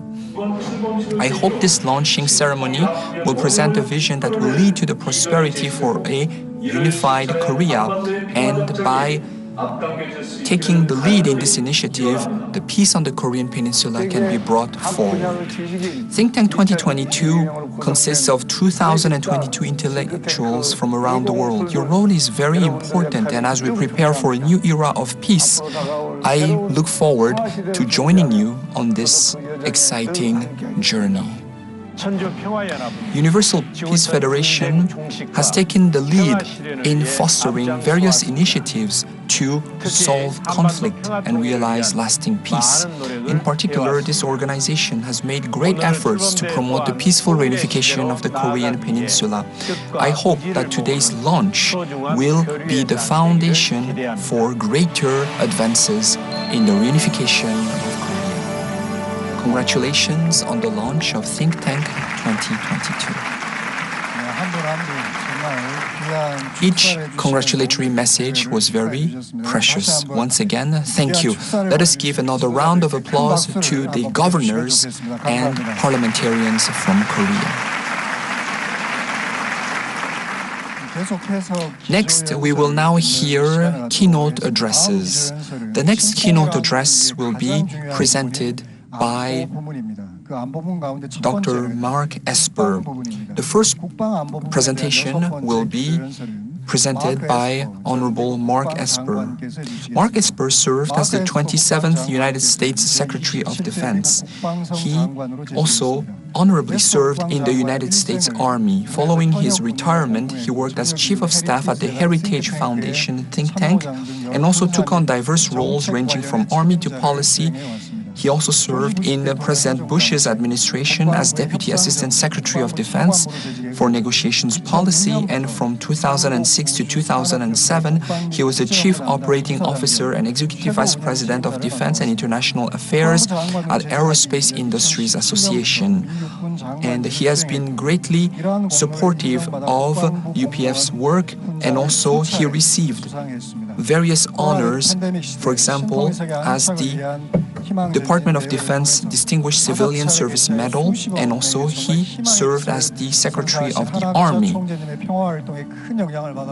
Ladies and gentlemen, Mr. Esper has expressed his support for the peaceful reunification of the Korean Peninsula, as well as this initiative of Think Tank 2022. Ladies and gentlemen, join me in welcoming U.S. former Secretary of Defense Mark Esper.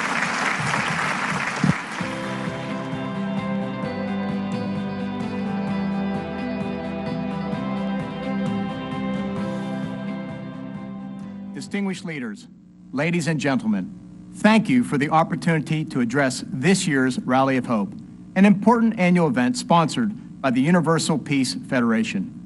It is one in a series of such virtual gatherings that brings together heads of state, parliamentarians, faith leaders, business executives, and academics from over 140 nations around the world.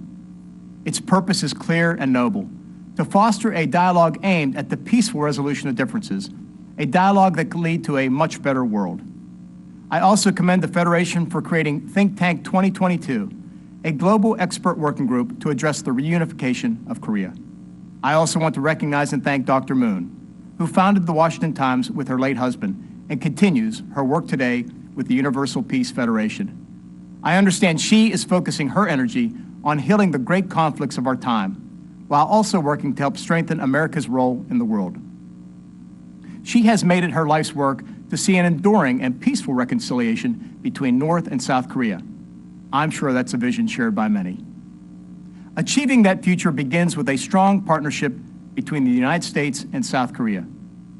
Ours is an enduring alliance, one built on shared values, mutual interests, common histories, integrated economies, social networks, and deep family connections. The ties between Washington and Seoul are strong, but nothing can match the bonds between our peoples. And unlike the Berlin Wall, the demilitarized zone still cuts across the Korean Peninsula, unnecessarily dividing a great people. The challenge of North Korea has been with us now for decades, but despite its terrible history, we should never lose hope or stop working toward a permanent, peaceful end to this conflict, one that begins with a complete, verifiable, and irreversible denuclearization of the North. Despite our efforts in the past, Pyongyang has built a formidable military with nuclear weapons and ballistic missiles that can reach South Korea, Japan, and even the United States.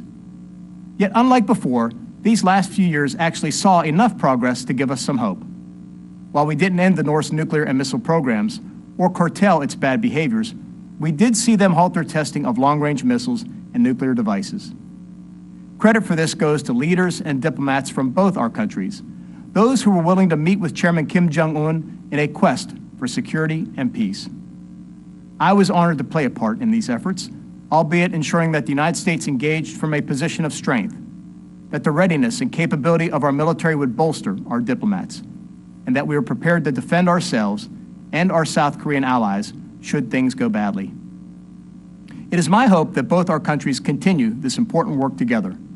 It is important not just to the security and stability of the Korean Peninsula and Northeast Asia, but also for the peoples on both sides of the DMZ. Together, the United States and its allies will win this contest like we did the Cold War, by defending our principles, our beliefs, and our liberties. I was honored to serve my country and these values over a professional lifetime, first as an Army officer and most recently as the United States Secretary of the Army and Secretary of Defense. Over the last few years, I visited South Korea often and traveled up and down the peninsula to meet with our troops, visit our bases, and spend time with our allies. I also hosted my South Korean counterparts at the Pentagon for intensive discussions during my tenure. Our focus was always the same: improve our readiness, strengthen the alliance, deter North Korean aggression, work to resolve issues with Pyongyang, and focus on the growing challenge of China. As in the past, so too in the future, a strong and ready military, one embedded in a network of alliances and partnerships, will be critical in this new era of great power competition that is now upon us. This was the Reagan doctrine of peace through strength. Though the world is deeply challenged, especially in Northeast Asia, I remain hopeful and optimistic. I never thought the Cold War would end, but it did. I never thought Eastern Europe would be free, but it is. I never thought Israel and Arab nations would come together, but they are doing just that. And I never thought that an American president would meet with the leader of North Korea, but that happened too. The Abraham Accords are an example of what can be achieved when leaders think big, aim high, and work hard. We need that same spirit and attitude in our dealings with Pyongyang and Beijing. Allow me to wrap up by saying that times of crisis often tend to be the moments of greatest opportunity. Such periods, though, demand great leaders and great leadership, the type that brings people together, that appeals to ideas far bigger than our current differences, and that inspires us to work together in common cause on behalf of peace, freedom, and justice. The world is at an historical inflection point today. We have entered a new era of great power competition. It is time for leaders all around the world, including those participating in this rally of hope, to step up, speak up, and stand firm. I am confident the United States of America will do its part and continue to lead, and that we will do so hand in hand and shoulder to shoulder with our allies and partners around the world. Together, we will address the epic challenges before us and achieve our shared goals of preserving the peace and protecting our freedoms. Thank you. Thank you for your inspiring message of hope and peace. 여러분 멋진 연설을 해주신 Ladies and gentlemen, let us give another round of applause to the Honorable Mark Esper, former Secretary of Defense of the United States, for his inspiring message. The next message will also touch on the topic of food security. Food security is a particularly important topic when it comes to North Korea. And the next keynote speaker will be David Beasley, the Executive Director of the United Nations World Food Program. He was appointed as the Executive Director in April of 2017, and he has led this organization to really work to end global hunger.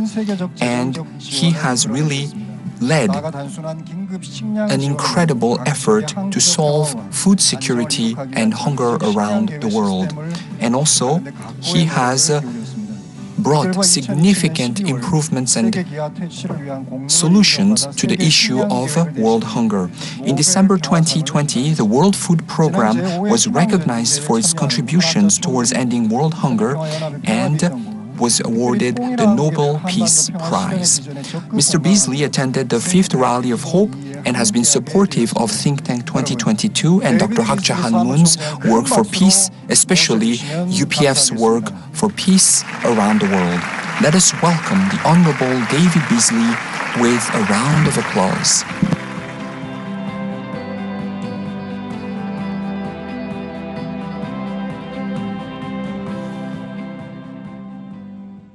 Excellencies, ladies and gentlemen, friends all over the world, it's a pleasure to join you again for this latest Rally of Hope, which brings together people of faith in an effort to solve some of the critical global challenges that we face.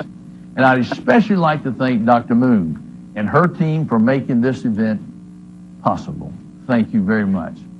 This rally is reaching across continents, uniting people all over the world in a spirit of peace, mutual prosperity, and public service. It highlights the importance of everyone coming together to work for peace all around the world. I know that the dream of peace throughout the Korean Peninsula is shared by millions of men, women, and children on both sides of the border and by people everywhere. Congratulations on the launch of Think Tank 2022 at this Rally of Hope, which will form expert working groups in various fields of expertise, all working to find the best pathways for peaceful development for Korea. At the World Food Program, we know from our work that where there's conflict, hunger is never far behind. But where there's peace, fewer children go hungry and they have hope for a brighter tomorrow. For those of you who are not familiar with our work, the World Food Program is the world's largest humanitarian agency to end global hunger. Last year, for example, we reached 115 million people in over 80 countries with food assistance. We exist to serve our friends, our brothers, our sisters in need, wherever they may be. Last October, we were truly honored to be awarded the 2020 Nobel Peace Prize in recognition of our efforts to foster peace and healing in a troubled world. At WFP, we have a long history of partnership and cooperation with the peoples of the Korean Peninsula. For many years, we have worked with the governments of the Democratic People's Republic of Korea and the Republic of Korea to ensure that every child, no matter where that child, no matter where he or she lives, has healthy, nutritious food to eat. At WFP, we've been present in DPRK since 1995. We provide specialized nutritious foods for mothers and children under the age of 12, which are distributed to kindergartens, schools, orphanages, and hospitals across the country. We still have a very long way to go before every child in every part of the world has enough to eat. But the Republic of Korea story gives me hope for the future. WFP started working in the country way back in 1964 in the aftermath of the Korean War. And for 20 years, we supported the Korean people with food assistance. During this period, the country rebuilt itself from the ground up.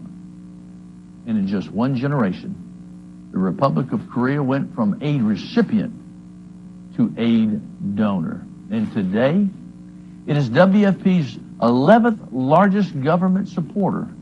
This is an inspirational journey which proves that with commitment and hard work, eradicating hunger is achievable. It's a tremendous example of everything that we strive for at WFP. Our task has undoubtedly been made harder over the past year by the devastating impact of the COVID-19 pandemic. But this unprecedented crisis is also our chance to show that we will love our neighbor and work as one to create the better and more peaceful world we all want to see. This is how we will solve the complex problems that exist in the world today. So let's come together and build a global community based on freedom and faith, family, and service. One that supports human dignity and truly values the life of every single man, woman, and child. We can all contribute to this mission. And if we work together in partnership, I truly believe that we will one day achieve our dream of a world free from hunger and conflict. When people come together to pray, miracles happen. So let's all pray together for peace and healing on the Korean Peninsula and around the world. God bless you all, and thank you. Thank you, Mr. Beasley, for your service to humanity and your investment in the peaceful reunification of Korea. Mr. Beasley, thank you once again. Let us give a moving and inspiring round of applause to Mr. Beasley.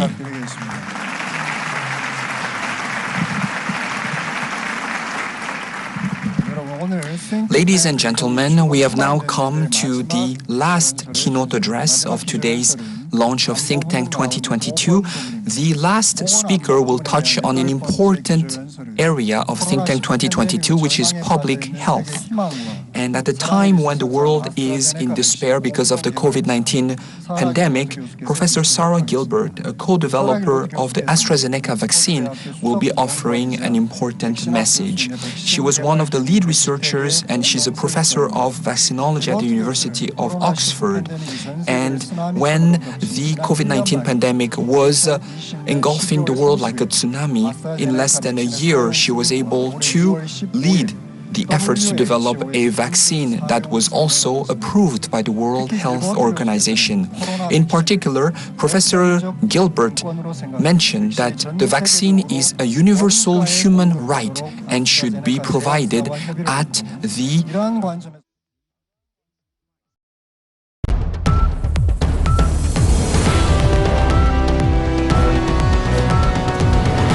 24 news बाखबर 24 घंटे के लिए सब कुछ तुम ही तो हो।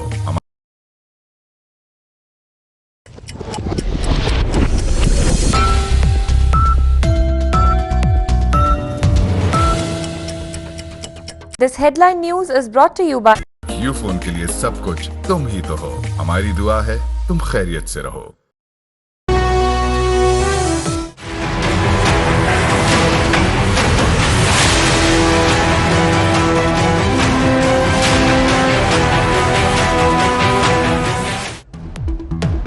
Punjab, KP और बलूचिस्तान के बाद सिंध में भी बाजार बंद। ईद की छुट्टियों तक पूरे मुल्क में लॉकडाउन। पंजाब में शहरों के दरमियान मकामी ट्रांसपोर्ट कल बंद हो जाएगी। सिंध में बेकरी और दूध की दुकानें रात 12 बजे तक खोलने की इजाजत दे दी गई।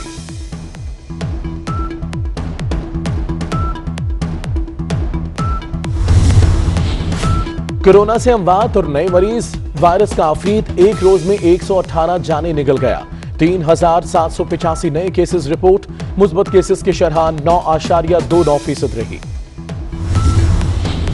NA-249 के राज्य में तेज चल गया, तीर चल गया। दोबारा गिनती में भी पीपल्स पार्टी कामयाब। कादर मंदोखेल की बर्तरी मजीद बढ़ गई।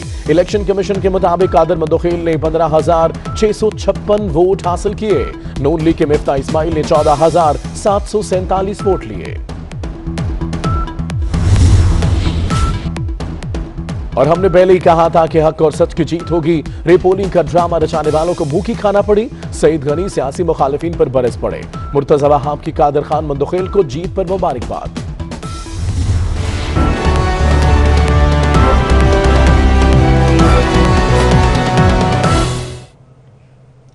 सलाम पाकिस्तान, 24 न्यूज के साथ मैं हूं हैदर आवान। हेडलाइंस आपने मुलाहिजा की। शिमाली और जनूबी कोरिया को एक दूसरे के करीब लाने की कोशिशें जारी हैं। अमन के हवाले से काम करने वाली आलमी तंजीम यूनिवर्सल पीस फेडरेशन ने छठी रैली ऑफ होप का इनेकाद किया है। आपको बराह रास्त दिखाएंगे।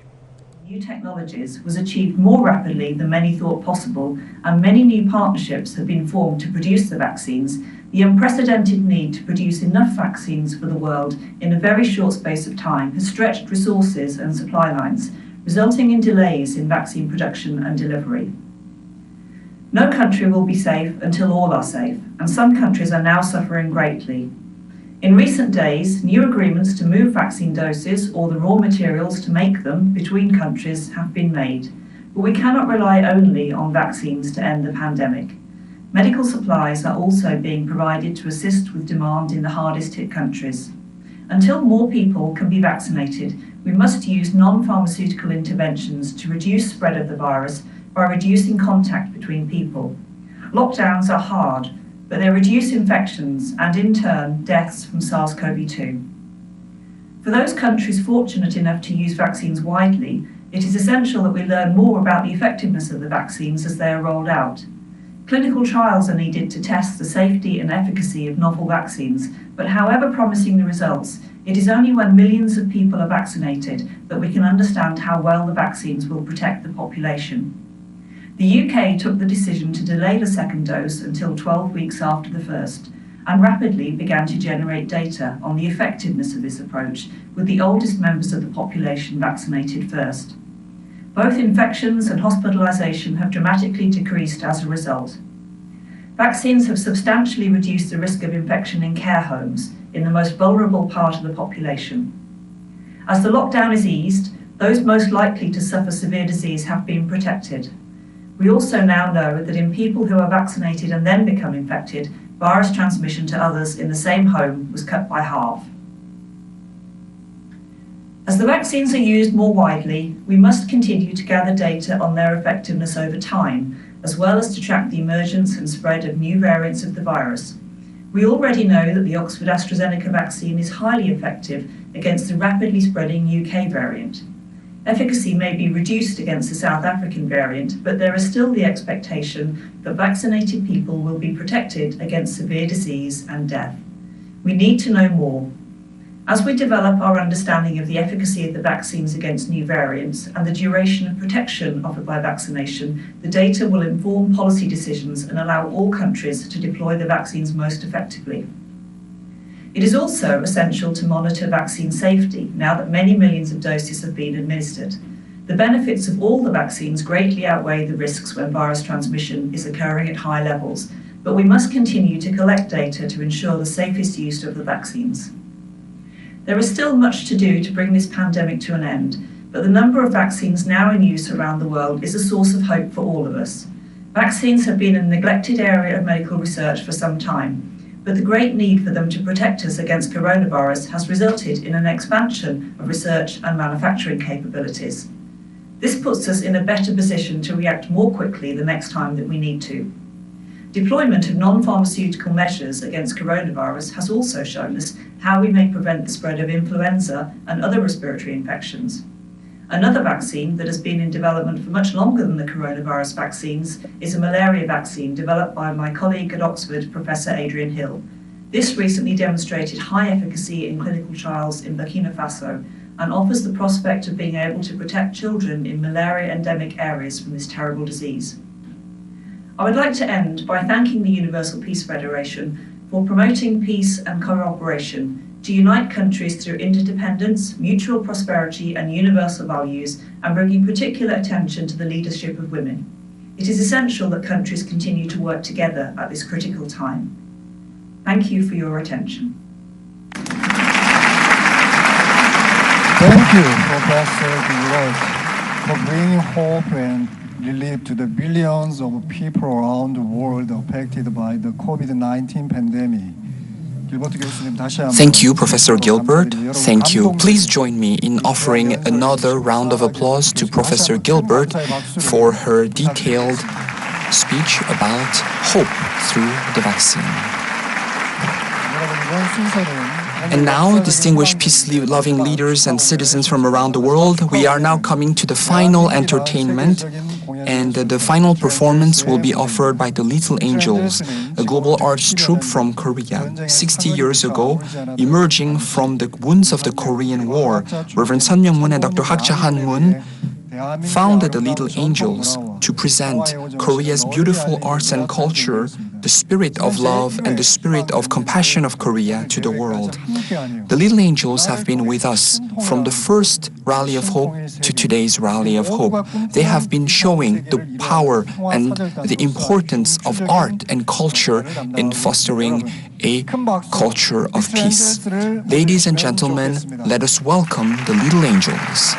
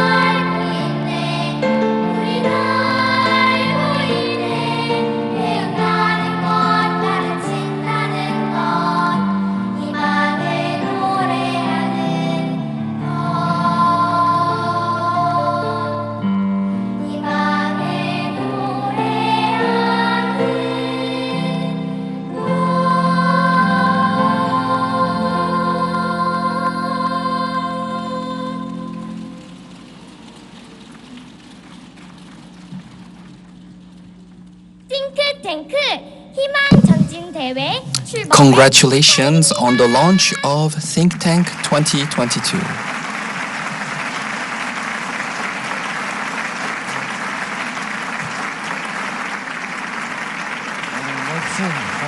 Let us give another round of applause for the little angels. Every time we hear them sing, they really uplift us and they really show us the power of culture to move our hearts. And in particular, Dr. Hak Jahan Moon, the Mother of Peace, has emphasized the importance of culture, and she has spoken of transforming culture to the culture of heart, and we can feel it through the little angels. Now we have come to the final part of today's program, and we had the International Leadership Conference from April 28 until May 1, and yesterday on May 8 we had the closing session for the ILC, and we also had the adoption, a call to action for the resolution of Think Tank 2022. And today we will welcome Dr. Hak Jahan Moon to sign yesterday's resolution and also to hit the gong to announce the launch of Think Tank 2022. Here are some highlights of the ILC first.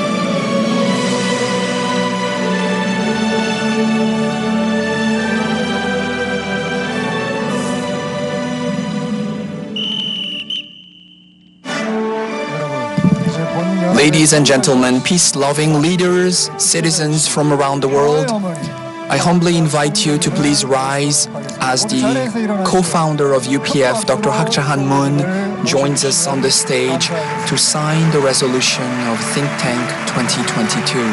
Let us welcome the founder with a heartfelt round of applause. Dr. Hakchahan Moon has dedicated her life to practicing true love and inspiring humanity to follow her example, practicing true love as a means of realizing an ideal world of lasting peace. Dr. Hakchahan Moon has toured the world sowing seeds of true love, transcending barriers of nationality, religion, ethnicity, or culture. She has been recognized as the mother of peace by leaders around the world.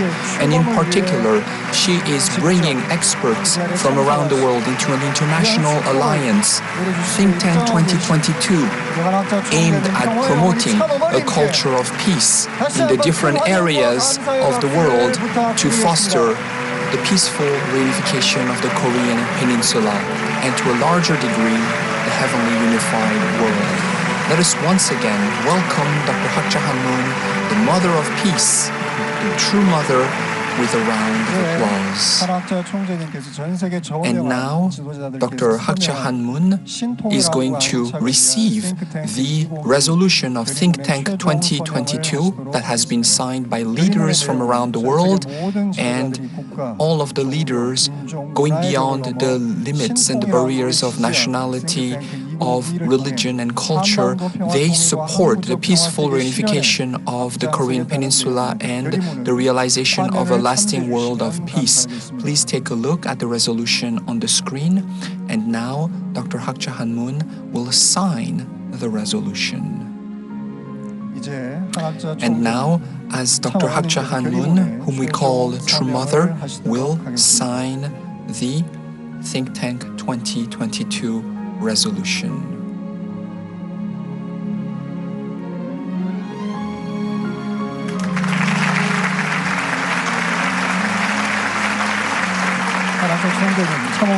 Thank you, Mother Moon. Thank you, True Mother.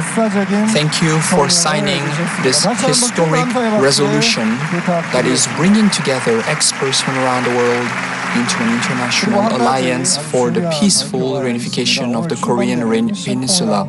And there is a very important announcement today at the launch of Think Tank 2022. The chairman of the committee for Think Tank 2022 will be His Excellency Pan Ki-moon. He has agreed to be the chairman of this initiative. Let us give him another round of applause. And now, True Mother will hit the gong to announce the official launch of Think Tank 2022. At the count of 3, True Mother will hit the gong. Please join me in counting to 3. Are you ready? Are you ready? 1, 2, 3.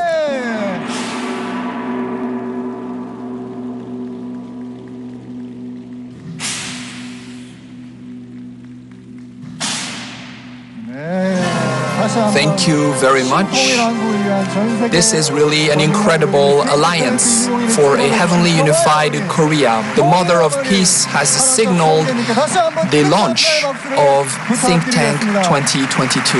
Thank you, True Mother. Thank you, the Mother of Peace. And now, let us all put our hearts together and let us sing the song of unity to move all the citizens in the Korean Peninsula, but also everyone around the world, to wish for peace on the Korean Peninsula. Ladies and gentlemen, let us sing the song of unity together with the little angels.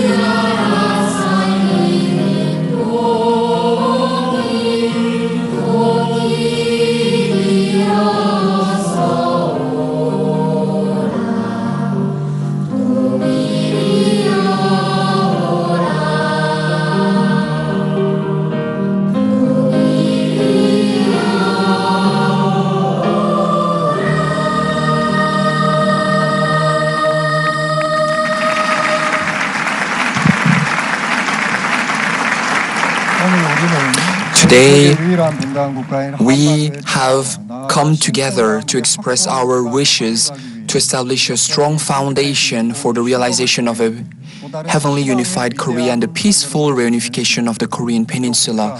We have taken an important step to bring together experts from around the world, and we really were able to reflect the support of the entire world for the peaceful reunification of the Korean Peninsula.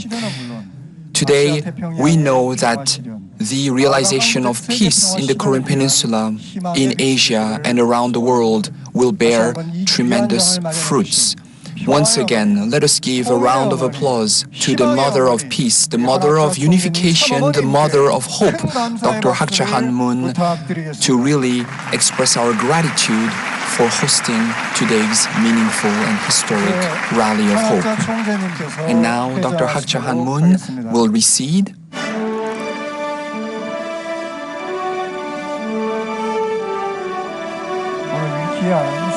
Today, Dr. Hak Ja-han-moon has hosted us in this precious Rally of Hope for the launch of Think Tank 2022.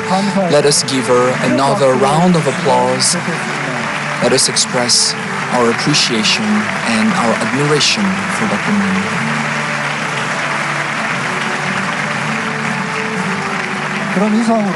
This concludes the Rally of Hope for the launch of Think Tank 2022 and the realization of a heavenly, unified Korea. Let us give a round of applause to conclude today's event. Thank you for your participation. God bless you.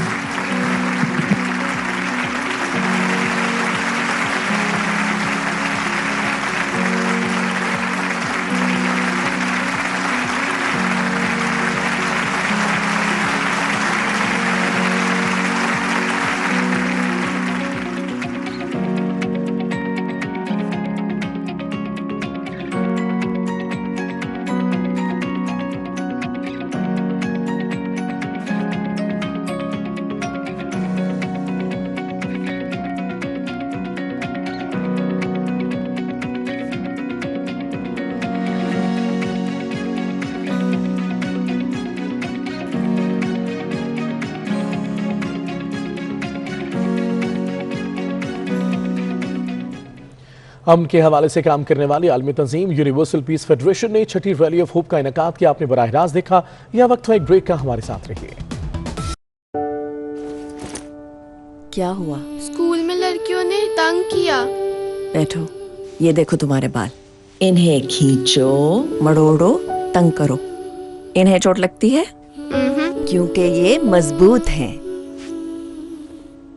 तुम भी तो मजबूत हो ना। एक माँ ही बनाती है बेटी को सर से मजबूत, जड़ से मजबूत। लाइफ बॉय शैम्पू का मिल्क प्रोटीन और एलोवेरा फॉर्मूला बनाए इसके बालों को मजबूत। लाइफ बॉय शैम्पू, तुम मजबूत हो।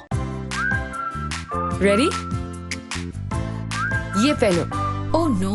और अब पार्लर जाना तो सेफ नहीं। और क्यों जाओ जब आंसर इस अलमारी में है। Here is my parlor at home. Easy to use wheat hair removal cream.